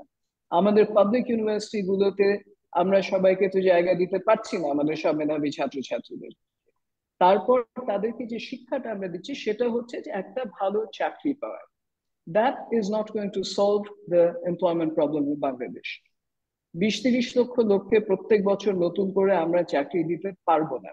কাজে সেলফ এমপ্লয়মেন্টের জন্য তাদের যে ট্রেনিং দরকার, তাদের যে মেধা এবং প্রতিভার বিকাশের জন্য যে পরিবেশ দরকার, সেটার ব্যাপারে নীতি নির্ধারণী বক্তব্য আমরা আরো আশা করেছিলাম, এবং সেটার পারফরমেন্সটা আমরা এগিয়ে গিয়ে এই বাজেটের আমরা দেখবো। এবং finally, again going back to the performance deficit, কয়েকদিন আগে পত্রিকায় দেখতাম যে 350 মতো প্রজেক্ট 7, 8, 9, 10 বছর ধরে ঝুলছে, কস্ট বেড়ে গিয়েছে, কিছু 350 মতো প্রজেক্ট এখন ক্যান্সেলই করে দেওয়া হচ্ছে। তো সেই টাকাগুলো নষ্ট হলো, সেই সময়টা নষ্ট হলো, আমাদের জীবনের ওই 10টা বছর তো আমরা ফিরে পাবো না। এই প্রজেক্ট যদি আজকে আবার করাও হয়, তার বেনিফিটটা তো হারিয়ে গেল। এই জিনিসগুলো আমাদের অনেক বেশি করে দেখার প্রয়োজন আছে বলে আমি মনে করি। আমি এখানে শেষ করি এখন। ধন্যবাদ নিহাত, অনেকগুলো গুরুত্বপূর্ণ কথা আপনি বলেছেন। আমি দুটো জাস্ট হাইলাইট করে অধ্যাপক সাইমা হক বিদিশার কাছে যাব। প্রথম যেটি বললেন, আমিও মাঝে মাঝে এটি নিয়ে কথা বলি যে আমাদের যে যে এক্সপেন্ডিচার গুলো তার এফিসিয়েন্সি অ্যান্ড ইফেক্টিভনেস, এটি নিয়ে আমরা মাথা মাথা ঘামাই না। এবং যে যে যে- যে দুটো আমি কনসেপ্ট বললাম, এফিসিয়েন্সি, যে প্রজেক্ট গুলো যত যে খরচের মধ্যে যে সময়ের মধ্যে হওয়ার কথা সেটি হওয়া একটি জিনিস, আরেকটি হচ্ছে যে যে সমস্যা সমাধান করবার জন্য বা যে সুযোগ সৃষ্টি করবার জন্য আমরা প্রকল্পগুলো করি সেটি আসলে হয় কিনা, এটা হচ্ছে ইফেক্টিভনেস। এবং যদি না হয় তার মানে প্রজেক্ট ডিজাইনেও হয়তো আমাদের অনেক সময় দুর্বলতা থাকে। তো যাই হোক, আমাদের পাবলিক এক্সপেন্ডিচার, আপনি ঠিকই বলেছেন, বরাদ্দ বাড়লো কি কমলো এটি নিয়ে অনেক কথা হয়, কিন্তু এক্সপেন্ডিচারের এফিসিয়েন্সি এন্ড ইফেক্টিভনেস নিয়ে আমাদের সেই ধরনের আলোচনা হয় না, এবং বাজেটে সেরকম কোনো রিপোর্টিংও আমরা দেখি না যে গত বছর আমরা যে এক্সপেন্ডিচার গুলো করলাম, যে উদ্দেশ্যে করেছিলাম, সেটি সাধিত হয়েছে কিনা তার আমরা কোনো মূল্যায়ন করেছি কিনা, করে থাকলে তার একটি সামারি বাজেটে মনে হয় উপস্থাপন করা দরকার। সেরকম একটি সংস্কৃতি আমরা এখনো দেখছি না। আর দ্বিতীয় যে কথাটি আমি হাইলাইট করতে চাচ্ছি, বেসরকারি খাত নিয়ে আপনি বললেন যে এই যে বিভিন্ন ধরনের সুবিধা দেওয়া হচ্ছে, ইন্টারেস্ট রেট কম রাখা হচ্ছে, বিভিন্ন সাবসিডি দেওয়া হচ্ছে, এগুলো আসলেই ইফেক্টিভ কিনা, নাকি সমস্যা অন্য জায়গায়। এবং আপনি যথার্থই বলেছেন যে প্রেডিক্টেবিলিটি, ট্রান্সপারেন্সি, এটি বিদেশি বিনিয়োগকারীদের জন্য খুব গুরুত্বপূর্ণ এবং দেশীয় বিনিয়োগকারীদের জন্য সেই জায়গাটাতে এখনো ঘাটতি আছে। এবং সেই জায়গাটাতে আপনি সিগন্যালিং এর যে কথাটি বললেন, আমাদের বাজেটে সেরকম কোনো সিগন্যাল হয়তো আমরা দেখতে পাচ্ছি না যে ভবিষ্যতে আমাদের এই পলিসি ফ্রেমওয়ার্ক গুলো প্রেডিক্টেবল, ট্রান্সপারেন্ট ইত্যাদি হবে কিনা। তো যাই হোক, এই বিষয়গুলোতে আবার আমরা ফেরত আসবো। আমি এখন অধ্যাপক সাইমা হক বিদিশার কাছে যাচ্ছি। একই প্রশ্ন, আপনি স্ট্র্যাটেজিক যে রিফ্লেকশন আমরা বাজেটে দেখতে চাই, সেই দিক দিয়ে আপনি কেমন মনে করেন এবারকার বাজেট? ধন্যবাদ, ধন্যবাদ ওয়াইপিএফ কে, এবং ধন্যবাদ আপনাকে। প্রথমেই আমি আগের বক্তব্যগুলোর সাথে যদি একটু সংশ্লিষ্ট করে একটু বলি, আমি মনে করি যে আমাদের মূল লক্ষ্যটা আসলে কি, বাজেট বলুন বা যে কোনো ধরনের অ্যালোকেশন বলুন, আমাদের মূল লক্ষ্যটা কিন্তু যেটা হওয়া উচিত বা যেটা আমাদের অর্থনৈতিক দর্শন, আমার মনে হয় সেটা হচ্ছে অন্তর্ভুক্তিমূলক উন্নয়ন, অর্থাৎ সবাইকে নিয়ে উন্নয়ন। তো সেটি যদি আমি বলি তাহলে এই অন্তর্ভুক্তিমূলক উন্নয়নের জন্য আমরা বাজেটটা 1 বছরের, কিন্তু এটা কিন্তু 3 বছরের মধ্যমেয়াদী যে ফ্রেমওয়ার্কটা আছে, মিডিয়াম টার্ম বাজেটারি ফ্রেমওয়ার্ক, সেটার আলোকে হয়ে থাকে। তো এখন আমাদের স্ট্র্যাটেজিক যে অবজেক্টিভ বা স্ট্র্যাটেজিক গোল, সেটার মধ্যে একটা খুব গুরুত্বপূর্ণ একটি বিষয়ের কথা আতিয়ার ভাই অলরেডি বলেছেন, সেটা নিয়ে হয়তো আমাদের আলোচনা হবে, যে আমাদের কর্মসংস্থানের বিষয়টা। এবং আমি যেহেতু লেবার ইকোনমিক্স পড়াই, আমার একটা আগ্রহের জায়গা এটা। তো এটার পাশাপাশি যেটা, সেটা হচ্ছে অন্তর্ভুক্তিমূলক উন্নয়নের কথা যদি বলি, সেখানে আসলে বিশেষ করে দুটো গ্রুপের কথা বলবো, যে একটা হচ্ছে নারীদের কথা এবং আরেকটা হচ্ছে তরুণদের কথা। এই দুটো গ্রুপকে কেন্দ্র করে খুব স্পেসিফিক কোনো পলিসি নেওয়া হয়েছে কিনা, সেখানে কিন্তু একটা প্রশ্ন থেকেছে। এবং সেখানে কিন্তু আমরা দেখি যে বরাদ্দের কথা যদি বলি কিংবা বিভিন্ন ধরনের স্ট্র্যাটেজিক প্রায়োরিটির কথা বলি, সেখানে কিন্তু এক ধরনের ধারাবাহিকতা আমরা দেখি, নতুন কিছু কিন্তু আমরা পথ নির্দেশনা দেখি না। এবং নতুন পথ নির্দেশনার মধ্যে আমি যেটা বিশেষ করে বলতে চাচ্ছি, সেটা হচ্ছে যে নিটের কথা আতিয়ার ভাই বলেন, ইয়ত নিট হচ্ছে 22%, এবং এই 22%-এর মধ্যে 27% নারী এবং 16% হচ্ছে পুরুষ। এবং এখানে কিন্তু একটা প্রশ্ন থেকে যায়, যে যে কথাটি একটু আগে নাহিদ আপা বললেন, যে আসলে আমাদের ডেমোগ্রাফিক ডিভিডেন্ডটাকে আমরা আসলে 2040 পরজন আমরা ধরতে পারি, সুতরাং এই সময় আমরা কিন্তু এটা ইউটিলাইজ করতে পারছি না। আরেকটা বিষয় হচ্ছে যে আমাদের তরুণদের মধ্যে বেকারত্বের হার হচ্ছে 8%, যেটা সার্বিক বেকারত্বের হার। যদিও বেকারত্বের হারের ডেফিনিশন নিয়ে অনেক তাত্ত্বিক বিষয় রয়েছে যেগুলো আমরা ক্লাসে পড়াই, সেটা নিয়ে যাচ্ছি না। আমাদের সার্বিক বেকারত্বের হার হচ্ছে 3.5%। এবং আমাদের শিক্ষিত বেকারের, অর্থাৎ টারশিয়ারি এডুকেশন আছে, সেই বেকারের হার হচ্ছে 12%। সুতরাং একটা প্রশ্ন জাগে যে তরুণদের জন্য এবং তরুণদের মধ্যে আরো কিছু যে একটা অংশ রয়েছে যাদের আরো বেশি পিছিয়ে পড়া, যেখানে নারীরা রয়েছে, তাদের জন্য আসলে স্ট্র্যাটেজিক গোল কতটুকু রয়েছে, এবং এবছরের বাজেটে অ্যালোকেশন বরাদ্দ আসলে সেই দিকে খুব একটা নজর দিয়েছে কিনা। সার্বিকভাবে আমরা খুব একটা কিছু আমি দেখিনি, আমার চোখে পড়েনি। এখানে একটা জিনিস অবশ্যই আমাকে স্বীকার করতে হবে, যে বর্তমানে যেটা আমরা যে অবস্থায় দাঁড়িয়ে আছি, অর্থাৎ আমাদের মূল্যস্ফীতি একদিকে এবং সামষ্টিক অর্থনীতির ভারসাম্য বজায় রাখাটা একদিকে, সেদিকে কিন্তু আমরা অর্থনীতির তথ্য হিসেবে আমরা জানি যে সেখানে কিন্তু প্রবৃদ্ধি কিংবা কর্মসংস্থানটা কিছুটা ব্যাকফুটে চলে যায়। কিন্তু সেখানে তাহলে আমাদের দেশে কিন্তু আবার সেরকম আনএমপ্লয়মেন্ট বেনিফিট কিংবা বিভিন্ন ধরনের সুযোগ সুবিধাগুলো কিন্তু নেই, যেটা উন্নত দেশগুলোতে আছে। তাহলে আসলে আমাদের এবছর একটা হাতিয়ার হওয়া উচিত ছিল আসলে ক্ষুদ্র এবং কুটির শিল্পগুলোর মাধ্যমে এক ধরনের বুস্ট আপ করা এমপ্লয়মেন্ট, এবং এগুলোতে খুব বড় ধরনের অ্যালোকেশনের হয়তো বিষয় ছিল না, কিন্তু যেটা হচ্ছে স্ট্র্যাটেজিক কিছু প্রায়োরিটি তৈরি করার কথা। যেমন একটু আগে আতিউর ভাই যে কথাটি একটু আগে বললেন, যে উনি বিভিন্ন ট্রেড রাইসেস বা এই জায়গাগুলো, অর্থাৎ বিভিন্ন পলিসি গুলোকে একটু সিম্পলিফাইড করা, এটার মাধ্যমে কিন্তু একটা বুস্ট আপ করার একটা সুযোগ ছিল এবং সুযোগ রয়েছে। এটা হচ্ছে আমি বলবো যে তরুণদের মধ্যে গ্রাম অঞ্চলে যে তরুণরা রয়েছে তাদেরকে কেন্দ্র করে কিন্তু এই পলিসিগুলো স্ট্র্যাটেজিগুলো নেওয়া যেত বা নেওয়া যায়। আর দ্বিতীয় আরেকটা জায়গা যেটা, সেটা হচ্ছে যে শহরের এবং অপেক্ষাকৃত শিক্ষিত তরুণদের কথা যদি বলি, সেখানে আমি বলবো যে কয়েকটা বিষয়। সেখানে আমরা যে তরুণ বেকারত্বের কথা যখন আমরা বলছি, তখন আমি তিনটা বিষয় বলবো। একটা হচ্ছে আহ শিক্ষার গুণগত মান, বিশেষ করে প্রাথমিক শিক্ষার গুণগত মান। এবং আমরা দেখতে পাচ্ছি যে আমাদের মানে আমি আমার ব্যক্তিগত অভিজ্ঞতা থেকে হয়তো বলতে পারি যে আমাদের কিন্তু বেসিক কিছু কিছু জায়গায় সমস্যা রয়ে গেছে, এবং সেই সমস্যাটার মূলে কিন্তু আমাদের প্রাথমিক শিক্ষা। এবং ওই জায়গাটাতে ভিত্তিটা, এটা একটা ইস্যু, এবং ওই জায়গাটাতে আসলে বিনিয়োগ দরকার, এবং ওই জায়গাতে স্ট্র্যাটেজিক প্ল্যানিং দরকার। দ্বিতীয় যে জায়গাটি, সেটা হচ্ছে স্কিল মিসম্যাচ। স্কিল মিসম্যাচের সাথে সাথে আমি বলবো যে এক্সপেকটেশন মিসম্যাচও আছে। কারণ যে এটা কিন্তু এরকম শুধু না যে যে ধরনের গ্রাজুয়েট তৈরি করছে সে ধরনের গ্রাজুয়েট লেবার মার্কেট চাচ্ছে না, সেটার পাশাপাশি আরেকটা সমস্যাও কিন্তু আছে, যে যে গ্রাজুয়েটরা আসলে উপযোগী কাজের জন্য, বিভিন্ন অত্যাধুনিক কাজের জন্য, সেই গ্রাজুয়েটরা আবার অন্য ধরনের কাজ, হয়তো পাবলিক সেক্টর কাজ বা এই ধরনের বিসিএস বা এই ধরনের কাজের জন্য চাচ্ছে। অর্থাৎ এই ম্যাচটা কিন্তু হচ্ছে না। সুতরাং এই জায়গাটাতে কিন্তু আরেকটা খুব গুরুত্বপূর্ণ প্রশ্ন, সেটা হচ্ছে are we having too many graduates? আমাদের আসলে যত গ্রাজুয়েটস বা অ্যাডভান্স স্টাডিজ সাবজেক্ট গুলোতে যে ট্রেনিংটা, সেখানে আমাদের কি একটু ডাইভার্সিফিকেশন দরকার আছে কিনা, এটাও কিন্তু একটা দেখবার বিষয় রয়েছে। কারণ এই ডাইভার্সিফিকেশনটার বিষয় হচ্ছে খুব স্পেশালাইজ সাবজেক্ট গুলোকে কেন্দ্র করে আর ট্রেনিং গুলো 4 বছর মেয়াদি, 5 বছর মেয়াদি না হয়ে হয়তো 2 বছরের ট্রেনিং বা এই ধরনের একটা স্ট্র্যাটেজিক পরিবর্তন দরকার আছে কিনা। ওই জায়গাগুলোতেও কিন্তু বাজেট হয়তো অ্যালোকেশনের বিষয়, কিন্তু এখানে কিন্তু কিছু পলিসি ডিরেকশনও থাকতে পারে। সেই কারণে বাজেটটা গুরুত্বপূর্ণ। আরেকটা 3 নম্বর বিষয় হচ্ছে, সেটা হচ্ছে আমাদের টেকনিক্যাল আর ভোকেশনাল এডুকেশন স্টিক বা কাজ করে, সেই জায়গাটা নিয়েও কিন্তু একটু দেখার বিষয় আছে। এবং সেখানেও কিন্তু ট্রেনিং এ কিছু স্ট্র্যাটেজি নেওয়া হয়েছে, কিছু কিছু ইনিশিয়েটিভ নেওয়া হয়েছে, বাট প্রশ্ন চলে আসে যে ওয়েদার দ্যাট ইজ এনাফ। অন্তর্ভুক্তিমূলক উন্নয়নের কথা যদি তরুণদের বিষয় এবং নারীদের বিষয়ের সাথে আরেকটা মানে ফান্ডামেন্টাল যে ইস্যুটা বলবো, সেটা হচ্ছে যে যে কথাটা দিয়ে আক্তার ভাই বলছিলেন, সেটি হচ্ছে যে আমাদের প্রাতিষ্ঠানিক সক্ষমতা বা প্রাতিষ্ঠানিক সংস্কারের দরকার। এটা আসলে একটা স্ট্র্যাটেজিক প্রায়োরিটি হওয়া দরকার। বাজেট যদিও বরাদ্দের বিষয়, কিন্তু এই সব স্ট্র্যাটেজিক ডিরেকশনও কিন্তু বাজেটে থাকতে পারে।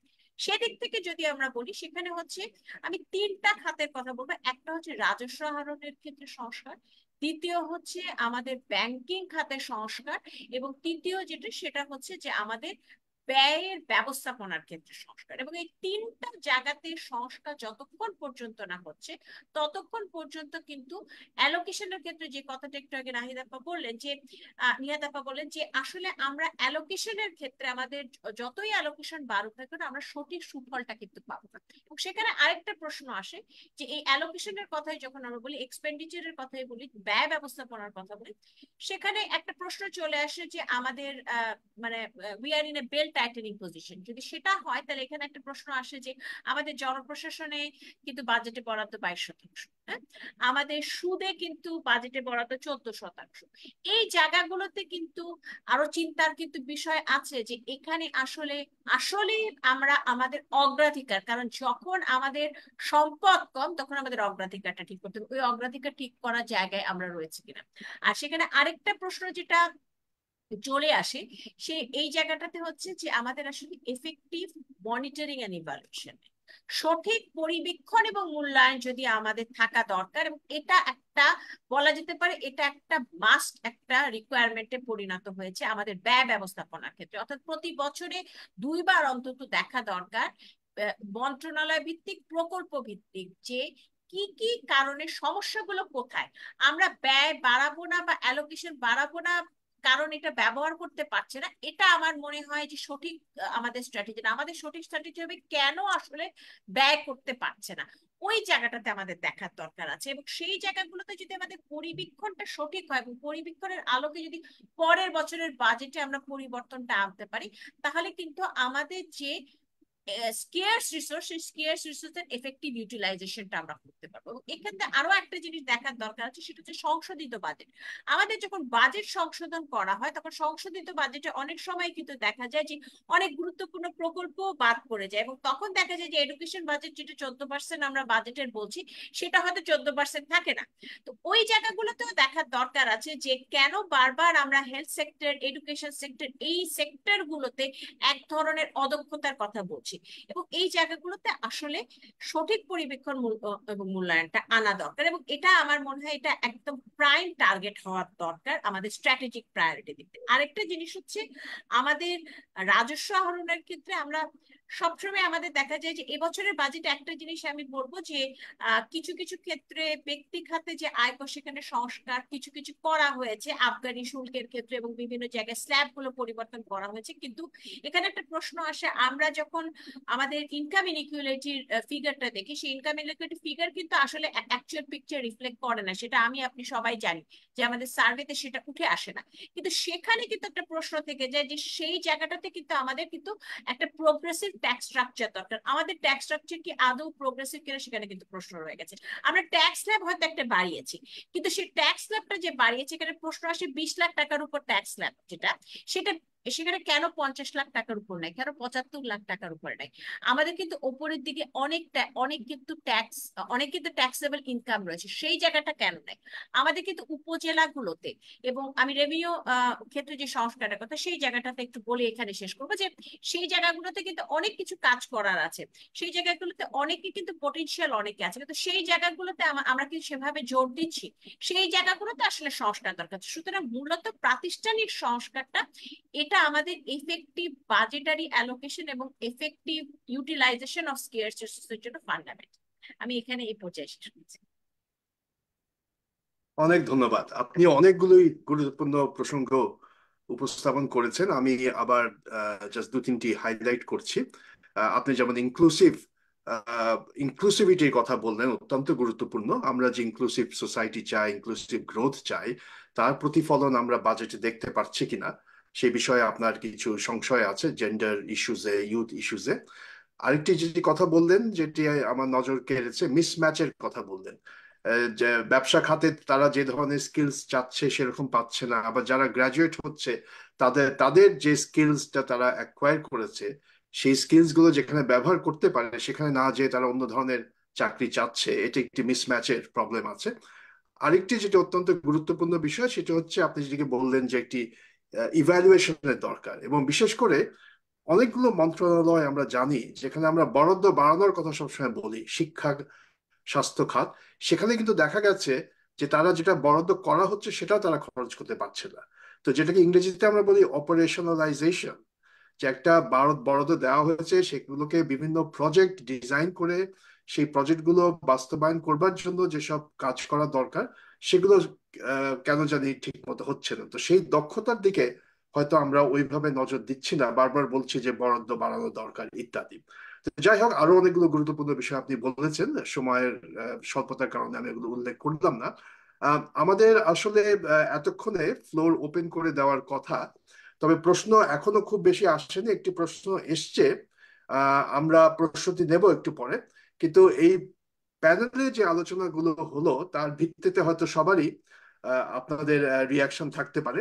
কিন্তু আমি একটি সাধারণ প্রশ্ন আবার করি, বাজেটে দুর্বলতাগুলো কোথায় এটি নিয়ে আমাদের অনেক আলোচনা হলো, কিন্তু এই দুর্বলতাগুলো থাকে কেন? বাজেট তৈরির যে যে প্রক্রিয়াটা এবং তৈরির সময় বিভিন্ন স্টেক হোল্ডারদের সাথে যে আলোচনা হওয়ার কথা, বা সরকারের ভেতরে বিভিন্ন নীতির মধ্যে যে সমন্বয় হওয়ার কথা, সেখানে মনে হয় অনেকগুলো দুর্বলতা আছে।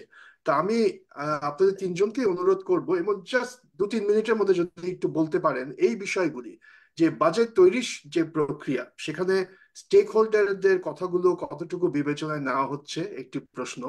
দ্বিতীয় প্রশ্ন হচ্ছে যে কনসিস্টেন্সি, এবং ডক্টর আতিউর রহমান, আপনি তো একসময় মনিটারি পলিসির দায়িত্ব ছিলেন, মনিটারি পলিসির সাথে ফিসকাল পলিসির কোঅর্ডিনেশন কেমন হচ্ছে? নিহাদ কাবির বলছিল প্রেডিক্টেবিলিটি, ট্রান্সপারেন্সির কথা, সেখানেও কিন্তু পলিসি কোঅর্ডিনেশনের একটা প্রশ্ন চলে আসে। এফডিআই এর প্রসঙ্গ উঠেছিল, এফডিআই আকর্ষণ করবার প্রধান দায়িত্ব হচ্ছে বিডা নামে একটি প্রতিষ্ঠানের, কিন্তু বাংলাদেশ ব্যাংক যদি আজকে একটি পলিসি নেয়, এনবিআর যদি একটি পলিসি অ্যাকশন নেয় যেটি ফরেন ইনভেস্টরদের ডিসকারেজ করে, সেখানে একটা ইনকনসিস্টেন্সি আমরা দেখি।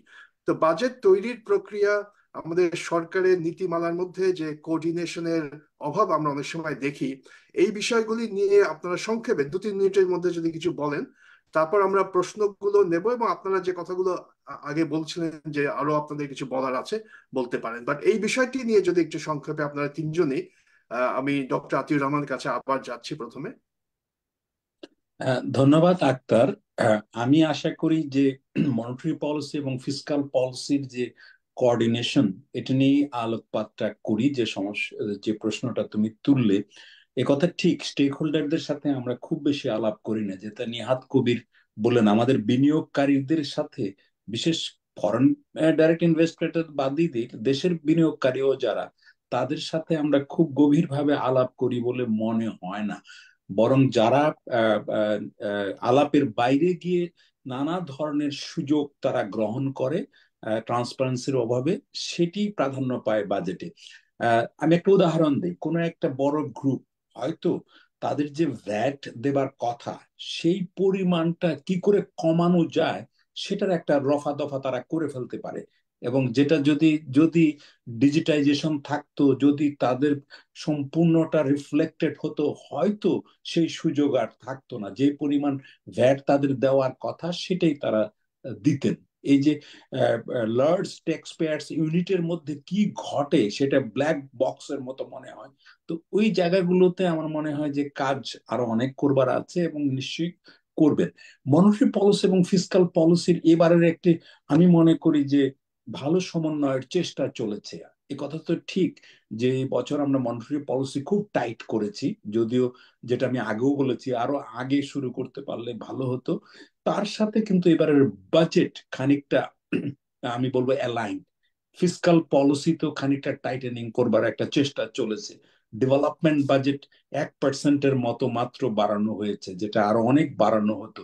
এবং যে কথাটা তুমিও বললে যে অনেকগুলো প্রজেক্ট বাদ দেওয়ার চেষ্টা করা হচ্ছে, কিন্তু আমার মনে হয় যে এখনো সুযোগ আছে এই বাজেটটাকে, বিশেষ করে ডেভেলপমেন্ট বাজেট আরো প্রুন করবার সুযোগ আছে। একটি প্যানেল যদি তৈরি করা যেত, এক্সপার্ট প্যানেল এবং ইমপ্লিমেন্টার্স প্যানেল তৈরি করে, যদি সমস্ত প্রজেক্ট গুলো যেগুলো অনলাইন আছে, যেগুলো কতগুলো আরো বাদ দেওয়া যায়, কতগুলো পিছিয়ে দেওয়া যায়, কতগুলোকে আরো টার্গেট করা যায়, এই কাজটি করলে পরে ডেভেলপমেন্ট বাজেটের উপরে আরো কমানোর সুযোগ আছে আমি মনে করি। এবং এই জায়গাটাতেই বিদিশার প্রস্তাবগুলো খুব ইম্পর্টেন্ট। মন্ট্রি এবং ইভালুয়েশনের যে কথাগুলো বলা হলো, আমার মনে হয় এই জায়গাটাতে আমাদের অনেক কাজ করতে হবে। এত কিছু সীমাবদ্ধতা সত্ত্বেও আমরা বলবো যে ইনক্লুশনের পয়েন্ট অফ ভিউ থেকে ফিসকাল পলিসি এবং মনিটারি পলিসির মধ্যে সমন্বয়ের সুযোগ আছে। আমি আমার পার্সোনাল কিছু অভিজ্ঞতার কথা বলি। আমি যখন গভর্নর হলাম, আমি গিয়ে দেখলাম যে আমাদের যে স্পাইসেস, এই যে আদা, রসুন, পেঁয়াজ, এগুলোর উৎপাদনের ক্ষেত্রে আমাদের একটা গিভেন ইনসেনটিভস, একটা বাজেটই দেওয়া আছে, কিন্তু কেউ ইমপ্লিমেন্ট করছে না। সেটি কি? সেটা বাজেটে বলা আছে যে যারা এই ধরনের ভ্যালু এডিটেড এগ্রিকালচার করবে, আদা, রসুন, পেঁয়াজ এগুলো যারা উৎপাদন করবে, তাদেরকে রেট অফ ইন্টারেস্ট সাবসিডি দেওয়া যাবে। বাজেট সেই সাবসিডির পরিমাণটা দেবে। তা আমি গিয়ে বললাম বাংলাদেশ ব্যাংকে যে তোমরা এই সুযোগটা নিচ্ছ না কেন? বাজেটে তো দেওয়া আছে যে মাত্র 2% you can give money to the farmers. তারা তখন বলল যে স্যার, এই টাকা আমরা যদি 2% দিয়ে বাকি 6% বা 8% যদি আমি দাবি করি মিনিস্ট্রি অফ ফাইন্যান্সের কাছে, কোনোদিন পাবো না, সুতরাং এটা আমরা করব না। তা আমি তখন বললাম ব্যাংকগুলোকে যে যদি আমি দেই আপনাকে, বলে আপনি কেমন করে দিবেন? বলে যে না, আমি বাংলাদেশ ব্যাংক থেকে তোমরা সারা বছরের যে পরিমাণ 2%-এর ক্রেডিট দিবে এগ্রিকালচারকে, সেটা বিল করো, সেই বিলটা আমি দিয়ে দিব। আমি দিয়ে দিনের শেষে আমরা যে মিনিস্ট্রি অফ ফাইন্যান্সের সাথে যে আমরা হিসেব নিকেশ করব, সেখানে ওই টাকাটা আমি কেটে রেখে দেবো, কারণ আমরাও তো প্রফিট দিই গভর্নমেন্টকে, তা আমি প্রফিট একটু কম দেব। তখন বলে তাহলে তো স্যার কোনো কথাই নেই, তাহলে আমরা পারবো। এবং ইউ রিমেম্বার ওই সময় আমরা অনেকটা একটা ক্যাম্পেইন করেছিলাম, এবং পার্বত্য চট্টগ্রাম থেকে শুরু করে পাবনায় সর্বত্র পেঁয়াজ, রসুনের উৎপাদন কেমন করে বাড়ানো যায় এই রেট অফ ইন্টারেস্ট সাবসিডাইজেশনের মাধ্যমে। তো সুতরাং এগুলো কিন্তু আমাদের ফুটপ্রিন্ট আছে, পলিসি ফুটপ্রিন্ট আছে যে এই করা যায়। এবং এবারও আমরা কোভিড এর সময় এই ধরনের অনেকগুলো উদ্যোগ নিয়েছি, যেগুলো আমরা দেখেছি যে এটা করা সম্ভব। মাইক্রো ক্রেডিটের ক্ষেত্রে করেছি আমরা, পিকেএসএফ এর সাথে করেছি, আমরা বিভিন্ন জায়গায় করেছি। এই অভিজ্ঞতাগুলো কিন্তু আছে। আমি মনে করব যে এই ইনোভেশনের এই জায়গাগুলোতে আমার মনে হয় যে ফোকাস করা এবং ইনক্লুসিভ ফাইন্যান্স, যেটাকে সত্যি সত্যি বলি, ওই দিকে আরেকটু নজর দেওয়া। এবং বাংলাদেশ যেমন ধরো মাননীয় প্রধানমন্ত্রী খুব বলছেন যে আমরা এগ্রিকালচারে আমরা 81 লক্ষ লিটার আমরা কেরোসিন এবং ডিজেল ব্যবহার করি সেচের জন্য। অথচ এই জায়গাটাতে যদি আমরা সোলার ইরিগেশন পাম্প যদি চালু করি, 20 বছরের জন্য কিন্তু আমার কোনো আর এই সাবসিডিটা দিতে হবে না এবং পরিবেশকে ক্ষতি করতে হবে না। অথচ এটা কিন্তু বাজেট থেকে শুধু রেট অফ ইন্টারেস্ট সাবসিডি দিয়েই কিন্তু এটা প্রত্যেকটা জায়গাতে lakh lakh solar irrigation pump আমরা কিন্তু চালু করে দিতে পারি। এবং এখন টেকনোলজি এত ইমপ্রুভ করেছে যে ইরিগেশন আমাদের আর ডিজেল বেসড রাখার কোনো প্রয়োজন নেই। এবং এই ডিজেল আনতে গিয়ে যে ম্যাক্রো ইকোনমিক চাপ পড়ছে, বিপিসি এখন প্রাইভেট ব্যাংক থেকেও টাকা নিচ্ছে, এত কিছুর তো প্রয়োজন ছিল না। তো এইরকম ইনোভেশন প্রচুর করবার সুযোগ আছে বলে আমি মনে করি, এবং বাজেট এবং মনিটারি পলিসি একসঙ্গে এই কাজগুলো করতে পারে। আমি সময় নেই এই দিন আর একটা আলাদা করে কত শত ইনোভেশন করা যায় সেগুলো নিয়ে আমি একটা লেখা লিখেছি এবার, যে উদ্ভাবনে উৎসাহ দিতে পারে বাজেট। যদি কেউ দেখে থাকো, এইটার মধ্যে আমি কতগুলো 8-10টি ইনোভেশনের সুযোগ দিয়েছি, যে এই বলেছি যে এই জায়গাগুলোতে ইনোভেট করা যেতে পারে। যেটা ন্যানো ক্রেডিটের কথা বললাম, সোলার ইরিগেশন, আমাদের যে নেট অপার মিটারিং এর ব্যবস্থা করেছি আমরা। এখন কিন্তু তোমার সোলার রুফটপে যে সোলার পাম্প, এই সোলার প্যানেল দিলে ইয়েরা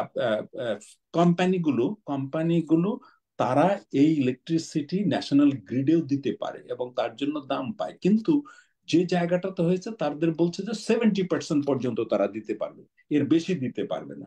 তো তার বাকি 30% তার যদি সারপ্লাস থাকে সে কি করবে? সে বিক্রি করতে পারবে না, এটা বাজারের উপরে ছেড়ে দেওয়া উচিত। সে যদি বাকি 30% বাজারে বিক্রি করতে পারে করবে। আরেকটা হলো যে তাকে কোনো রকমের ইনসেন্টিভ দেওয়া হয় না। সে যদি 10 টাকা দিয়ে ন্যাশনাল গ্রিডে সে ইলেকট্রিসিটি কেনে, নিহাতকে আবার সেই 10 টাকা দিয়ে বিক্রি করার সুযোগ, কেন তাকে 12 টাকায় বিক্রি করার সুযোগ দেওয়া হোক, তাহলে তো সে ইনসেন্টিভাইজড হবে, আরো বেশি তৈরি করবে।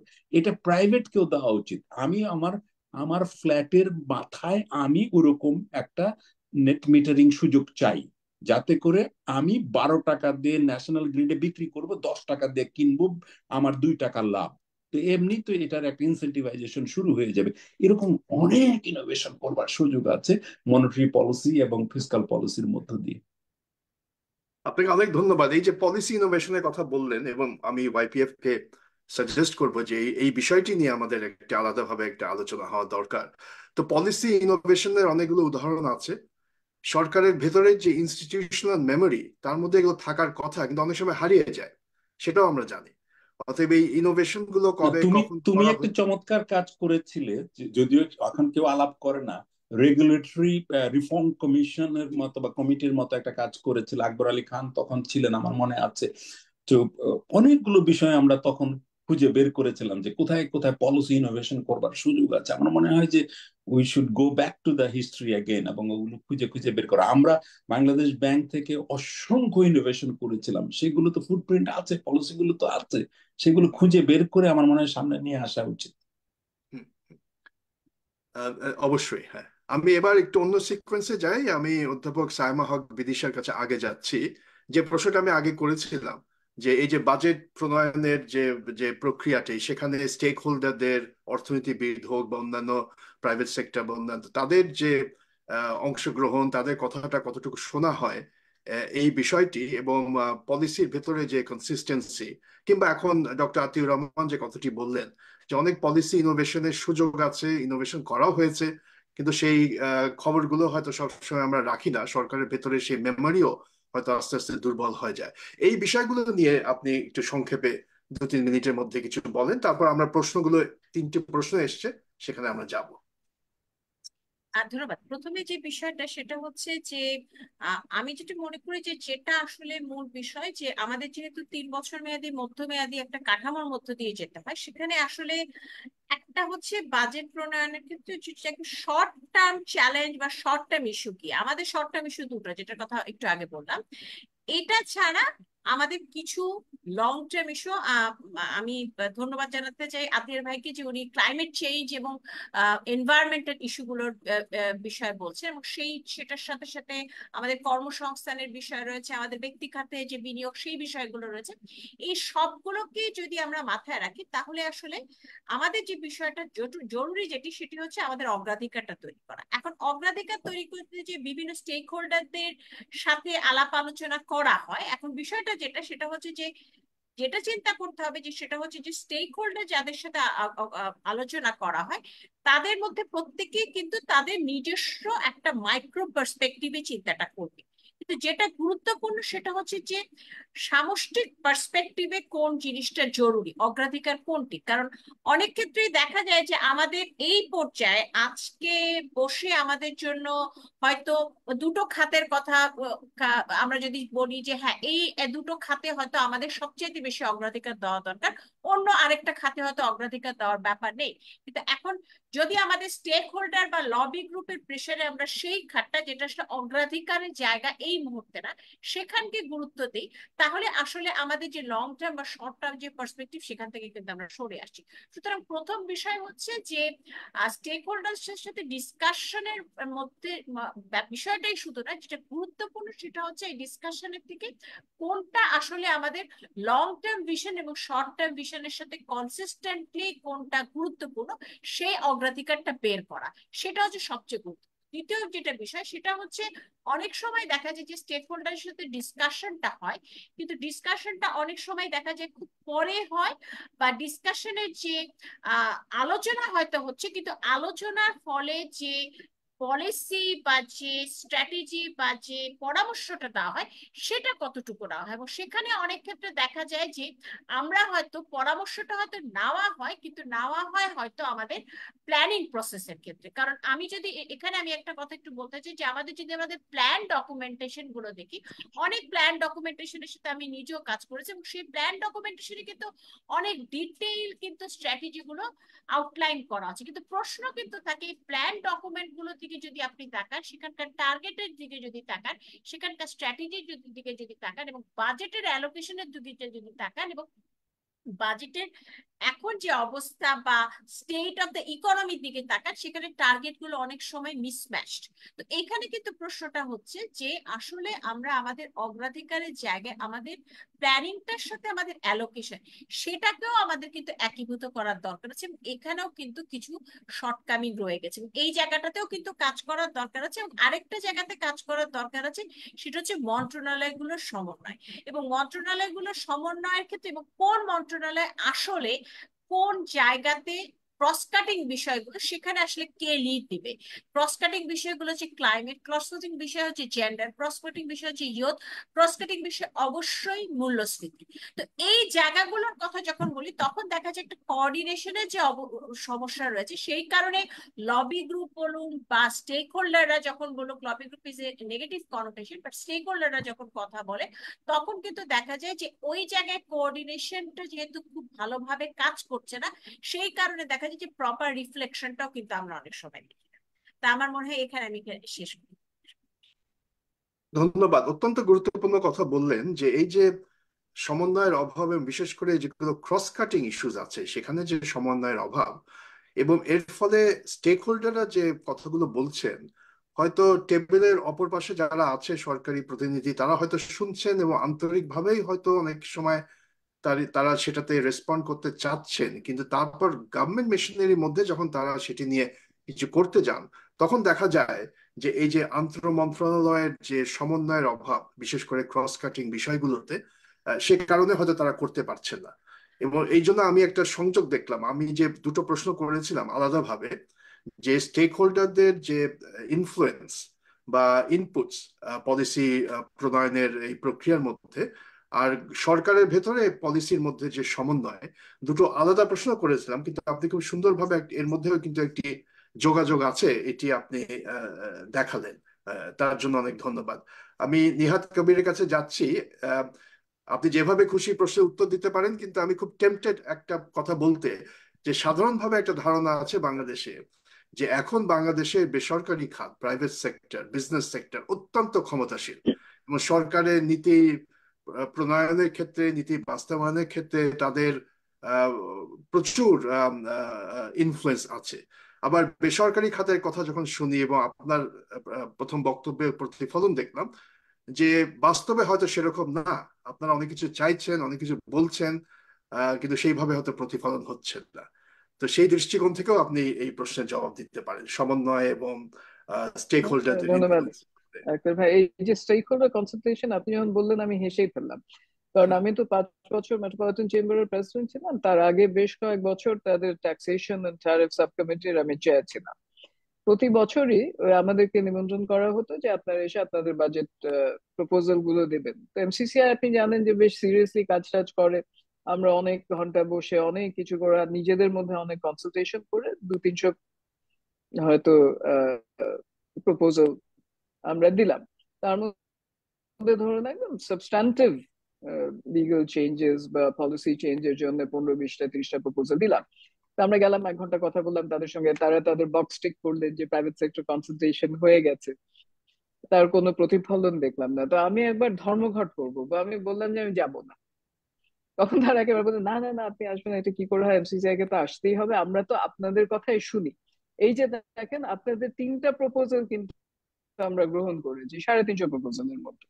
তো this is the sort of stakeholder consultation which happens. যেটা হয়, আপনি যেটা বললেন, যে যেগুলো খুব পাওয়ারফুল লাইন অ্যাসোসিয়েশন, যেরকম আমাদের গার্মেন্টস অ্যাসোসিয়েশন বলেন, অন্য দু একটা অ্যাসোসিয়েশন বলেন, তারা হয়তো নীতি প্রণয়নের ক্ষেত্রে তাদের কথাটা শোনাতে পারেন। কিন্তু তারা যেটা প্রফেসর হাক বললেন, যে ওনারা হয়তো হোল অফ দ্য ইকোনমি বেসিসে বলবেন না, ওনারা তাদের যারা স্টেক হোল্ডার্স তাদের ইন্টারেস্ট আপহোল্ড করবেন। আমরা যারা চেম্বার্স থেকে হোল অফ ইকোনমি নিয়ে কথা বলতে চাই, অনেক সময় দেখি যে আমাদের কথাটা ততটা ততটা শোনা হয় না। সো এই ডাইকটমিটা আছে। এবং তারপরে দেখা যায় যে যে কনসালটেশনটা হয়, আনফরচুনেটলি অনেকটা ওয়ান অন ওয়ান কনসালটেশন গুলোই প্রাধান্য পায়। আমরা পরের রেজাল্ট দেখতে গিয়ে যেটা দেখি, যে কেউ হয়তো গিয়ে একটা কিছু করিয়ে ফেলতে পারেন সেদিকে। হ্যাঁ, কিছু ইনফ্লুয়েন্স, যারা মানে ইনফ্লুয়েন্স করতে পারেন তা তো আছেই, কিন্তু সার্বিকভাবে আপনি যদি দেখেন প্রাইভেট সেক্টরের সেরকম ইনফ্লুয়েন্স অন পলিসি খুব কম আছে। সেটা কিভাবে দেখবেন? সেটা দেখবেন যে মানে খুব ইন্টারেস্টিং ইনোভেটিভ পলিসি চেঞ্জেস কিন্তু খুব কম হয়েছে গত বেশ কিছু বছরে। ইনক্রিমেন্টাল চেঞ্জেস হয়েছে, কিন্তু সেরকম ডিসরাপটিভ চেঞ্জ কিন্তু খুবই কম হয়েছে। আচ্ছা, আমি একটু যদি, if you give me little bit of time, একটা প্রশ্ন এসছে দেখলাম যে ফোর্সড মার্জার্স এন্ড এনপিএলস এর উপরে। আপনি অনুমতি দিলে আমি এটা একটু অ্যাড্রেস করি। কারণ এই এই জিনিসটা নিয়ে আমরা অনেক আলোচনা করেছি এবং দেখেছি। প্রথম কথা হচ্ছে যে এনপিএল যেটা, it has become a huge problem এবং আমাদের ফাইন্যান্সিয়াল স্টেবিলিটিকে একেবারে মানে বিপন্ন করে তোলার জন্য এই একটা জিনিসই যথেষ্ট। কিন্তু এখানেও আমরা দেখতে পাচ্ছি যে কাগজে কলমে যা আছে সেটা ইমপ্লিমেন্টেড হচ্ছে না। মানে বজ্র আটুনি ফসকা গেল, আমি 2 লক্ষ টাকা ক্যাশ আমার অ্যাকাউন্ট থেকে বার করে গেলে আমাকে 10টা প্রশ্ন করবে, কেন দিচ্ছেন, কি করছেন, কোথায় জমি কিনতে, আচ্ছা তাহলে আমাকে দলিল দিন। কিন্তু 2,000 কোটি টাকা মানে অবলীলাক্রমে নিয়ে চলে যাচ্ছে, সেদিকে কোনো কারো খবর নেই। তো সেখানে রেগুলেটরদেরও তো একটা দায় দায়িত্ব আছে। ডক্টর আতিউর রহমান, ডক্টর আতিউর রহমান তিনি আছেন এখানে। এটা তো আমি ব্যবসায়ী, হ্যাঁ আমি চেষ্টাই করতেই পারি, আমি করি না, 99% ব্যবসায়ী করেন না, যারা করেন তারা করেন, কিন্তু রেগুলেটরদের সাহচর্য না পেলে এটা তো করা সম্ভব না। এটা এক জিনিস। দ্বিতীয় জিনিস হচ্ছে যে যারা জেনুইনলি বিজনেস লস করেন তাদের ট্রিটমেন্টটাও কিন্তু তখন ওই একই ব্রাশে ট্রিটমেন্ট হয়ে যায়। আমাদের দেশে একটাই হচ্ছে যে ব্যাংকের টাকা নিয়ে ব্যবসা করে আপনি জীবনে লস করতে পারবেন না। করলেই মানে একটা মারাত্মক একটা কিছু। অথচ আপনি আমেরিকায় থাকেন, দৈনিক কত শত শত শত চ্যাপ্টার 11 ইনসলভেন্সি হচ্ছে, সেখানে রিস্ট্রাকচারিং হচ্ছে, সেখানে ক্যাপিটাল আটকে থাকছে না, মানুষ বেরিয়ে এসে কাজ আবার শুরু করতে পারছে। আমাদের দেশে এটা because of the public perception. এবং আমি আমি তো সাংবাদিক ফ্যামিলির মেয়ে, আপনি জানেন, আমি বলেছি সাংবাদিকদেরকে যে মিডিয়ার এটার উপরে একটা অনেক বড় প্রভাব আমরা দেখেছি। গেল গেল গেল গেল করে একটা রব তুলে ফেলা। এখন if you want the banking sector to come out of this, শুধুমাত্র একে ধরো তাকে ধরো এটা করো সেটা করো করলে হবে না। যারা জেনুইনলি ডিস্ট্রেসড বিজনেসে আছেন তাদেরকে তো একটা এক্সিট রুট দিতে হবে। এবং সেটার জন্য অ্যাসেট ম্যানেজমেন্ট কোম্পানি করে বিভিন্ন দেশের মতো সেটাকে গভর্নমেন্ট থেকে ফাইন্যান্স করে নিয়ে যাওয়ার। আমাদের দেশে একটা আইন আছে যেটা অন্য কোনো দেশে নেই, বা অন্য খুব থাকলেও খুব কম দেশে আছে, আমি দেখিনি। সেটা হচ্ছে যে ব্যাংক লোনের প্রিন্সিপাল মওকুফ করা যায় না, ইন্টারেস্ট মওকুফ করা যায়। অথচ বিদেশে হেয়ারকাট বলে যে কথাটা প্রচলিত আছে সেটা আছে। এখন ফোর্সড মার্জার গুলো করতে হচ্ছে কেন? কারণ কোনো ব্যাংকের পক্ষেও এই রিলেশনশিপ গুলো থেকে বেরিয়ে আসা সম্ভব হচ্ছে না। কিন্তু ফোর্সড মার্জার যেটা বলছে, মার্জারের কোনো নীতিমালা বা গাইডলাইন্স করা হয়নি। আইনে আছে, বাংলাদেশ ব্যাংক অর্ডার দিতে পারে, হয়ে গেল। কিন্তু এই যে মার্জার করার জন্য এই যে ভ্যালুয়েশন, এই যে কি হবে, কিভাবে অ্যাকচুয়াল প্রক্রিয়াটা হবে, সে ব্যাপারে কারোই কোনো ধারণা। লাভের মধ্যে হলো কি, যে ভালো ব্যাংকটাকে বলা হচ্ছে তুমি ডিস্ট্রেসড অ্যাসেট আর একটা ব্যাংককে কিনে নাও, সেই ভালো ব্যাংকের শেয়ার হোল্ডারদের কিন্তু কোনো সে এটার মধ্যে নেই। They are being punished for the good performance of their institution. এবং তারা যে একটা ডিস্ট্রেসড অ্যাসেট নেবেন, কিভাবে নেবেন, কেন নেবেন, এ ব্যাপারে তাদের কোনো বক্তব্য নেই। আমরা দেখলাম যে যে ভালো ব্যাংকগুলোর নামগুলো এসছে এই মার্জারে, সেই ব্যাংক থেকে লোকজন টাকা পয়সা তুলে নিয়ে চলে যাচ্ছে যে বাপরে বাপ, এই মার্জার হলে তো তারা আমরাও আবার এই প্রবলেমের মধ্যে পড়ে যাবো। তো কাজে এইসব অদূরদর্শিতা প্রসূত কিছু যে সিদ্ধান্ত আমরা হুট করে নিয়ে ফেলি, এটার তো প্রয়োজন নেই। We don't have to reinvent the wheel every time. পৃথিবীতে তো এটা নতুন কিছু না, অন্যান্য দেশের গুড প্র্যাকটিস গুলো তো আমাদের দেখা উচিত। And final point, half half a minute, যেটা নিয়ে কথা উঠেছে আতিফ ভাই বলছিলেন যে সাবসিডির আর এগুলোর ব্যাপারে। ধরেন পাওয়ার, বিদ্যুতের ক্ষেত্রে রিটেল লেভেলে ইনফ্লেশনারি প্রেশার কমানোর জন্য একটা সাবসিডি দেওয়া যায়, কিন্তু যেখানে যেসব পাওয়ার কোম্পানি তাদের ক্যাপিটাল উঠিয়ে নিয়েছেন অলরেডি এবং ক্যাপাসিটি চার্জ হিসেবে যথেষ্ট টাকা পাচ্ছেন, সেই কন্ট্রাক্ট গুলো রিনেগোশিয়েট করার কিন্তু সুযোগ রয়েছে। এবং এই জিনিসগুলো আমাদের দেখা উচিত। সেখান থেকে টাকা সরিয়ে আমরা যদি আমাদের সিটিজেনদেরকে দিতে পারি, তাদের ইনফ্লেশনারি প্রেশারটা একটু কমাতে পারি, বা আমরা এগ্রিকালচারে যদি আরো সাপোর্ট দিতে পারি, সাবসিডি হিসাবে, I think that will be very much more acceptable to all of us. Thank you. ধন্যবাদ। একটা কথা আছে, অনেক সময় বলি আমরা, barriers to exit is also barrier two entry. এই যে আপনি ব্যবসাতে ঢুকলেন, সেখানে সবসময় যে একদম কাঙ্ক্ষিতভাবে ব্যবসাটা চলবে এরকম না, কিন্তু ব্যবসায় যদি লস হয় বা ইভেন ব্যাংক্রাপসির সিচুয়েশন হয়, আপনি যদি এক্সিট সহজে করতে না পারেন, এটি যদি প্যারাডাইম হয়, অনেকে তো ব্যবসাতে ঢুকবে না ইন দ্য ফার্স্ট প্লেস। বিশেষ করে ঝুঁকিপূর্ণ ব্যবসা, কিন্তু যেগুলো ইনোভেটিভ ব্যবসা, সেখানে এন্ট্রি হবে না। তো অনেক সময় barriers to exit turn out to be barriers to entry. So আপনি ঠিকই বলেছেন, আমাদের কিছু পারসেপশনস এর বিরাট ব্যাপার আছে। আমার মনে আছে যখন আদমজি জুট মিল বন্ধ হয়ে যায়, তখনও অনেকে বলছিলেন যে এটা তো দেশে একটা বিরাট ডি ইন্ডাস্ট্রিয়ালাইজেশনের সূচনা হচ্ছে। কিন্তু পরে তো আমরা দেখলাম যে সেটা একটি ইপিজেড হলো, সেখানে খুব ভায়াবল অনেকগুলি শিল্প প্রতিষ্ঠান ওখানে প্রতিষ্ঠিত হলো, এবং আদমজিতে যে পরিমাণ চাকরি চলে গেছিল তার দ্বিগুণেরও বেশি কর্মসংস্থান আদমজি ইপিজেডে হয়েছে। অতএব এই যে একটা ডায়নামিক ইকোনমিতে যে রিসোর্স রিঅ্যালোকেশনের দরকার আছে, এবং সেই রিসোর্স রিঅ্যালোকেশনের ব্যাপারে যে বাধা নিষেধগুলো দূর করবার একটা প্রয়োজন আছে, সেটি এখনো বোধহয় পুরোপুরি আমরা অনুধাবন করতে পারিনি। যাই হোক, আমাদের আসলে বরাদ্দকৃত সময় শেষ হয়ে গেছে। আমি আশা করছি ওয়াইপিএফ হয়তো আরো 10 মিনিট আমরা আমাদের এই আলোচনা দীর্ঘায়িত করলে তাদের কোনো আপত্তি থাকবে না। আমাদের কয়েকটি প্রশ্ন এসছে, আমি জারা মুস্তাফাকে অনুরোধ করব প্রশ্ন সবগুলোই তুমি একটু পড়ে শোনাও। তারপর প্যানেলিস্টরা প্রত্যেকেই একটি কি দুটি প্রশ্ন, যার যেটি পছন্দের সেই প্রশ্নগুলো নিয়ে একটু সংক্ষেপে যদি বক্তব্য রাখেন, কারণ আমার মনে হয় 10 মিনিটের মধ্যে শেষ করতে পারলে ভালো হয়। জারা? Yes, sir. Sure, sir. Sir, we have a few questions from the Facebook Live. From Mezabin Tabassum Apu. How will our budget financing through internal sources affect the availability of credit for the private sector, and what measures can be taken to mitigate the negative impacts? Then we have another question relating to ADB budget. What are the primary obstacles preventing ministries from effectively implementing the annual development program budget over the years? Then we have another question.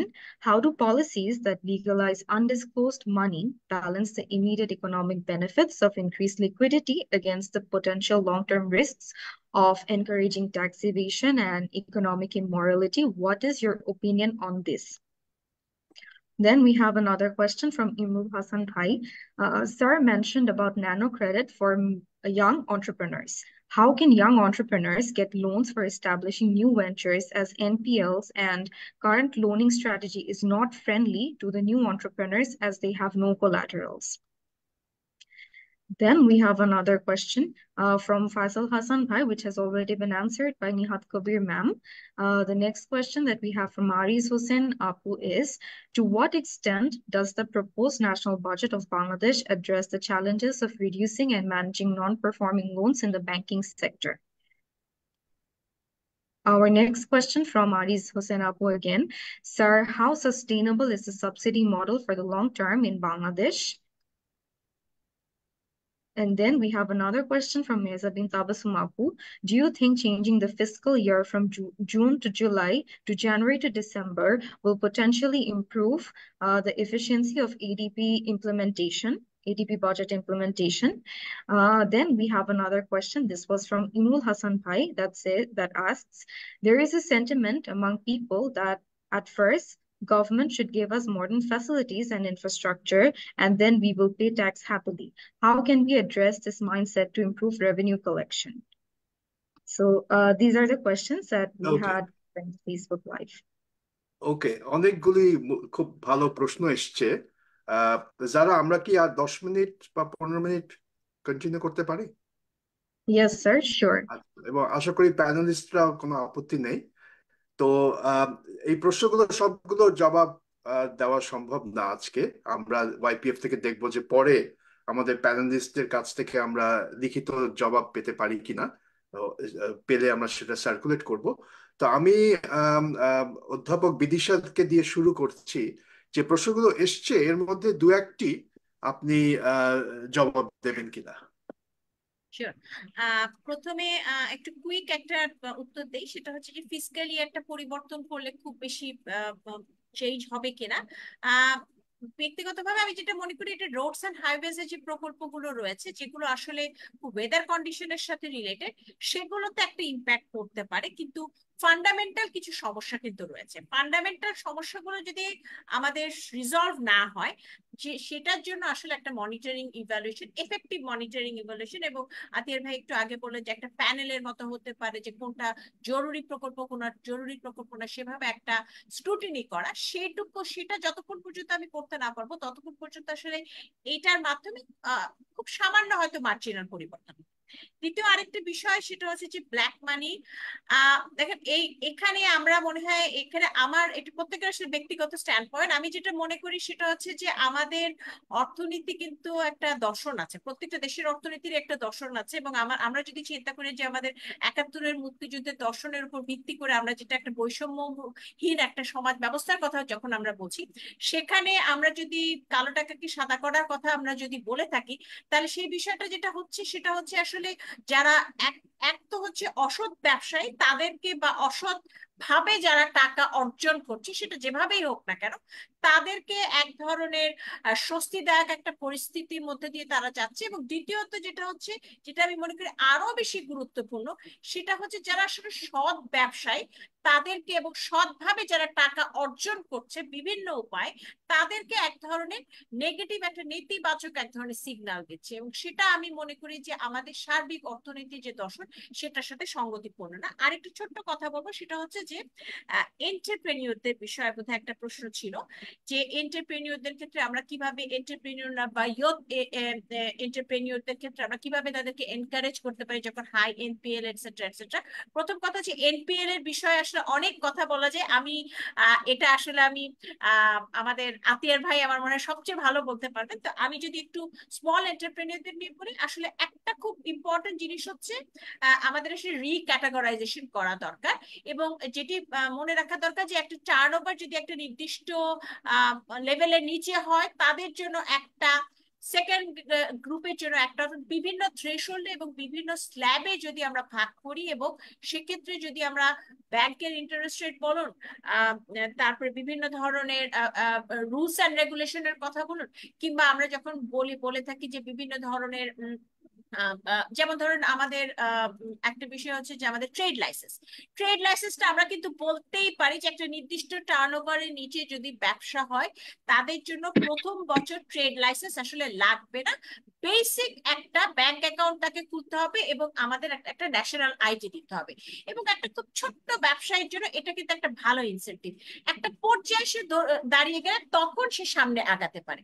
এবং এইভাবে কোলাটেরালের ক্ষেত্রেও কিন্তু আমরা এই ধরনের কিছু threshold, কিছু নিজস্ব মাপকাঠি তৈরি করতে পারি, যেটা একটু আগে নিহাদ আপা বলছিলেন যে আসলে ছোট ব্যবসায়ীদের জন্য যেরকম, মধ্যম ব্যবসায়ীদের জন্য, বড় ব্যবসায়ীদের জন্য, ঋণ খেলাপিদের জন্য, সবার জন্য যদি ঢেলে একই ধরনের নিয়ম কানুন থাকে, তাহলে আসলে যেটা হচ্ছে যে ক্ষুদ্র ব্যবসায়ী এবং যারা নতুন কর্মসংস্থান তৈরি করবেন, তরুণ যারা কর্মসংস্থানে ইনভলভ হবে, তাদের জন্য কিন্তু একটা বড় ধরনের একটা ডিসেন্সিটিভ করে।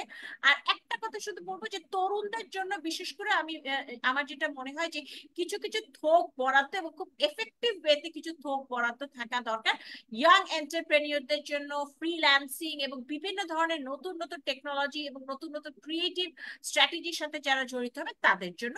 আর নারীদের জন্য, উদ্যোক্তাদের জন্য এবং নারীদের সার্বিক শ্রমবাজারে ঢোকার জন্য যে বাধাগুলো রয়েছে, সেগুলো যে চ্যালেঞ্জিং যে ইস্যুস গুলো রয়েছে, সেগুলো ডিল করবার জন্য বিভিন্ন ক্রস কাটিং বিভিন্ন মন্ত্রণালয় তো আছে, কিন্তু মহিলা এবং শিশু মন্ত্রণালয় যেটা রয়েছে এবং অধিদপ্তর যেগুলো রয়েছে, সেখানে কিন্তু ফান্ডামেন্টাল কিছু পরিবর্তন আনা দরকার রয়েছে, বিশেষ করে চাইল্ড ম্যারেজ, সেটা ডোমেস্টিক ভায়োলেন্স এবং ভায়োলেন্স এগেইনস্ট ওমেন, এই জায়গাগুলো যে যতক্ষণ পর্যন্ত আমরা চেঞ্জ করতে না পারবো বা ফান্ডামেন্টাল পরিবর্তন আনতে না পারবো, সেখানে কিন্তু মেয়েদের আসলে লেবার মার্কেটে আসা এবং মেয়েদেরকে ইন্টিগ্রেশন ইকোনমিতে, সেই জায়গায় কিন্তু আমরা আমাদের ডিজায়ার যে আমাদের সাকসেস, সেই ডিজায়ার যে স্ট্র্যাটেজি, সেই ডিজায়ার জায়গায় কিন্তু আমরা যেতে এখানে শেষ করছি। ধন্যবাদ। আমি এবার নিহাদ কবিরের কাছে যাই। একটি প্রশ্নের জবাব তো আপনি দিয়েছেন ইতিমধ্যে মার্জার সম্বন্ধে, এবার আরো যদি দু একটি প্রশ্ন আপনি অ্যাড্রেস করতে চান আপনি করেন, তারপরে একদম শেষে আমি ডক্টর আতিউর রহমানের কাছে যাব। জি,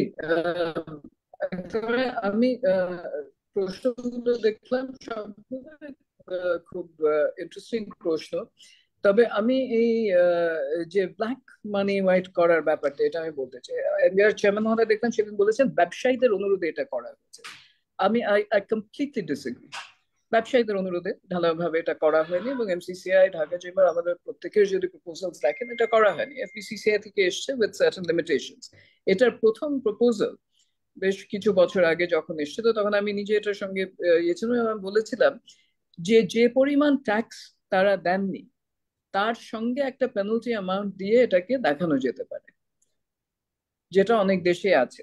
কারণ হয় যে যারা লিগালি টাকা আয় করেছেন, ধরেন আমি আইনজীবী, আমি লিগালি টাকাটা পাই, আমি কোনো কারণে দেখাইনি বা দেখাতে পারিনি, ভুল হয়ে গেছে বা ডেলিভারি করিনি, আমাকে একটা পেনাল্টি দিয়ে সেটা দেখাবার সুযোগ দেওয়া হোক।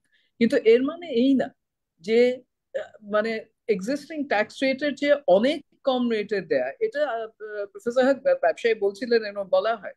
কিন্তু এই টাকাগুলো হোয়াইট করে কারা? রেন্ট সিকাররা। এবং এটা যায় কোথায়? হাউসিং মার্কেটে। এবং আমরা যদি দেখি গত কয়েক বছরের ফ্যাক্টস এন্ড ফিগার্স, যিনি প্রশ্ন করেছেন তিনিও লিখেছেন যে ইমিডিয়েট ইকোনমিক বেনিফিট, যে পরিমাণ টাকা সাদা করা হয়েছে এভাবে, তার কোনো ইকোনমিক সেরকম ইম্প্যাক্ট আমাদের দেশের যে বাজেটের সাইজ, ইকোনমির সাইজ, তাতে নেই। But it is a huge disincentive to tax payers like all of us here, আমরা যারা রেগুলারলি ট্যাক্স দিয়ে থাকি, এবং এটা কোনোভাবেই সমর্থনযোগ্য বলে আমি মনে করি না। এটা একটা। আরেকটা হচ্ছে যে এন্ট্রি ব্যারিয়ার্স টু বিজনেস, আমরা বহুবার বলেছি, যেরকম ইসেরও এসএমই বলা হয়। বাংলাদেশ ব্যাংকের যে ডেফিনেশন অনুযায়ী এস এবং এম এর যে সংজ্ঞা, বিশেষ করে এম এর যে সংজ্ঞা, তাতে দেশের বড় বড় ব্যবসায়ী হাউসগুলো তার মধ্যে পড়ে যায়। আমার মনে হয় যে মাইক্রো কটেজ, সিএমএস যেটা কটেজ মাইক্রো স্মল, তাদেরকে আলাদা করে তাদের জন্য সম্পূর্ণ ভিন্নভাবে এক যে রেগুলেটরি বা অ্যাকাউন্টেবিলিটি যে প্যাকেজ গুলো আছে সেগুলোকে ডিজাইন করা উচিত, এবং ইনসেন্টিভ গুলো তাদের জন্য সেভাবে ডিজাইন করা উচিত। না হলে এটা হবে না।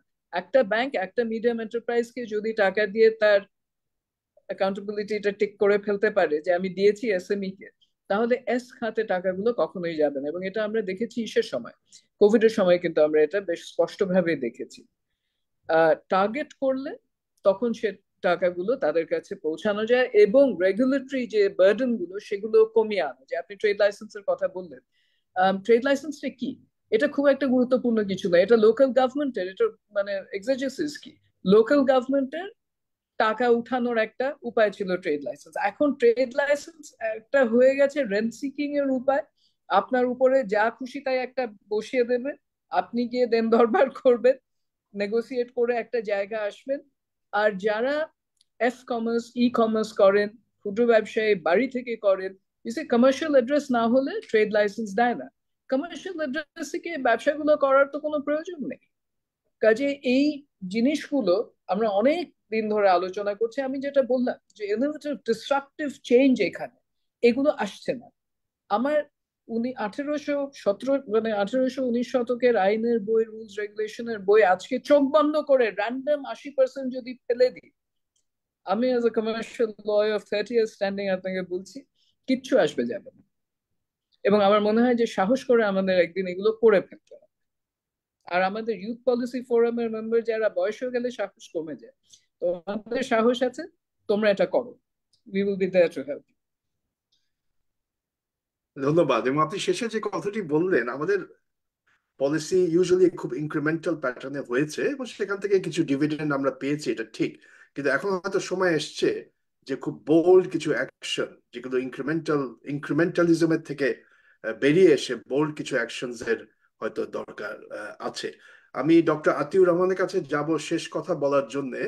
যে প্রশ্নগুলো এসছে এবং আজকে প্যানেলে আরো দুজন যারা ছিলেন, অধ্যাপক সাইমা হক, বিদিশা এবং ব্যারিস্টার নিহাদ কবির, আমি শিওর তাদের কথার প্রেক্ষিতেও হয়তো আপনার অনেক কিছু বলার আছে। সমস্যা হলো যে আমাদের সময় প্রায় শেষ। আপনি যদি সংক্ষেপে 4-5 মিনিটের মধ্যে কিছু কিছু প্রশ্নের জবাব বা অন্যান্য প্যানেলিস্টরা যা বললেন তার প্রেক্ষিতে কিছু বলতে চান, যদি খুব সংক্ষেপে বলতে পারেন। ধন্যবাদ আক্তার। আলাপ যেগুলো হয়েছে সেগুলো আর রিপিট করবার প্রয়োজন নেই। কিন্তু আমার মনে হয় যে দুজন প্যানেলিস্টই তারা যথেষ্ট, আমি বলবো ফরওয়ার্ড লুকিং বেশ কিছু কথা বলেছেন, এবং সেই আলোকে আমার ভবিষ্যতে আমরা চিন্তা করতে পারি। আমি নিহাদের একটি কথা আমার খুব ভালো লেগেছে, সেটি হলো যে আমাদের যে এসএমইর যে সংজ্ঞা, এই সংজ্ঞাতে আমরা অনেক সময় আটকে যাচ্ছি। কিন্তু নিহাদের নলেজের জন্য বলছি যে এই সংজ্ঞাটি কিন্তু বাংলাদেশ ব্যাংক তৈরি করেনি। এই সংখ্যাটি শিল্প মন্ত্রণালয় তাদের এসএমইর যে শিল্প পলিসিতে তারা এটা ঠিক করে দিয়েছে যে এটি হবে স্মল এবং মিডিয়াম এন্টারপ্রাইজের সংজ্ঞা, এবং সেই সংজ্ঞার আলোকে বিভিন্ন বিভাগকে বা রেগুলেটরি অথরিটিকে সিদ্ধান্ত নিতে হচ্ছে। ইউ আর রাইট যে এই জায়গাটাতে রিফর্মের প্রয়োজন আছে, এবং রেগুলেটরি প্রতিষ্ঠান like Bangladesh bank should have their own definition of industries. Particularly আমি মনে করি যে সিএসএম এর কথা যেটা বলা হলো, তার চেয়েও বড় কথা স্মল ইন্ডাস্ট্রিজ বলে বা স্মল এন্টারপ্রেনার বলে একটা ক্যাটাগরাইজেশন থাকা উচিত, যেটা বিদিশাও খানিকটা বলেছে যে এই লেভেলের নিচে হলে একরকম, উপরে হলে আরেক রকম। আমার মনে হয় এই জায়গাগুলোতে কাজ করবার সুযোগ আছে, এবং এটা নিহাদও আমাদেরকে হেল্প করতে পারে যে হাউ টু রিয়েলি যাদের দরকার তাদেরকে কি করে পিন পয়েন্ট করা যায়। আর ট্রেড লাইসেন্সের ব্যাপারে যে সব কথাবার্তা নিহাদ বলল, আমি আগেই বলেছি যে এগুলোর আসলেই this has become so irrelevant এরকম একটা সময়ে এগুলো নিয়ে আমরা আসলে এগোতে পারি এগুলো বাদ দিয়ে। আর digitisation in the real sense, trade লাইসেন্সও কিংবা কোন রেজিস্ট্রেশন যদি দরকার হয়, এটা একটা সহজেই আমরা যদি মোবাইল অ্যাকাউন্ট খুলতে পারি, মোবাইল ব্যাংকের অ্যাকাউন্ট খুলতে পারি, আমরা যদি ব্যাংকের অ্যাকাউন্ট এত সহজে খুলতে পারি, তা আমরা এই ব্যবসা বাণিজ্যের এইটা ডিজিটাইজেশনের মাধ্যমে সহজেই কেন আমাদের এই জায়গাটায় আমরা এগোতে পারবো না? এই জিনিসগুলো নিয়ে ভাবা উচিত। যে বিষয়টা নিয়ে আমি কথা বলতে চাই, অনেক অনেক ছেলে মেয়ে প্রশ্ন তুলেছে, সেটি নিয়ে আমি একটু আলাপ করতে চাই। সেটি হলো যে নতুন উদ্যোক্তা, তারা যে নতুন ব্যবসা বাণিজ্য শুরু করবে, তারা কিভাবে ফাইন্যান্সিয়াল সেক্টর থেকে তারা সহযোগিতা পাবে। এই জায়গাটাতে আমার মনে হয় যে অনেক কিছু চিন্তা করবার দরকার আছে। স্টার্ট আপ শব্দটি আমরা আজকে ব্যবহারই করিনি, স্টার্ট আপ ক্যাপিটাল নিয়ে, স্টার্ট আপ নিয়ে আলাপ করা দরকার। বাংলাদেশ ব্যাংক কিন্তু স্টার্ট আপ ফান্ড, একটা বিরাট ফান্ড তৈরি করেছে, এবং ব্যাংকগুলোকে বলেছে যে সেই সম পরিমাণ ফান্ড তাদেরও তৈরি করতে হবে।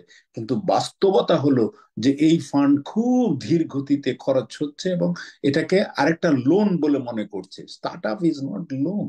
Start up fund actually is a very innovative fund, যেটা নিয়ে মানুষ ব্যবহার করবে, এবং কেউ কেউ ফেল করবে, কেউ কেউ পাস করবে, কিন্তু এগিয়ে যাবে। এর জন্য ক্রেডিট গ্যারান্টি স্কিম সাথে থাকতে পারে, কিন্তু সব মিলিয়ে আমার মনে হয় যে এটা more of A venture capital type একটা ক্যাপিটাল, যেটা নিয়ে আমাদের কাজ করা উচিত যদি ইয়ুথদেরকে যদি ইনভলভ করতে চাই স্টার্ট আপ ক্যাপিটালের মধ্যে।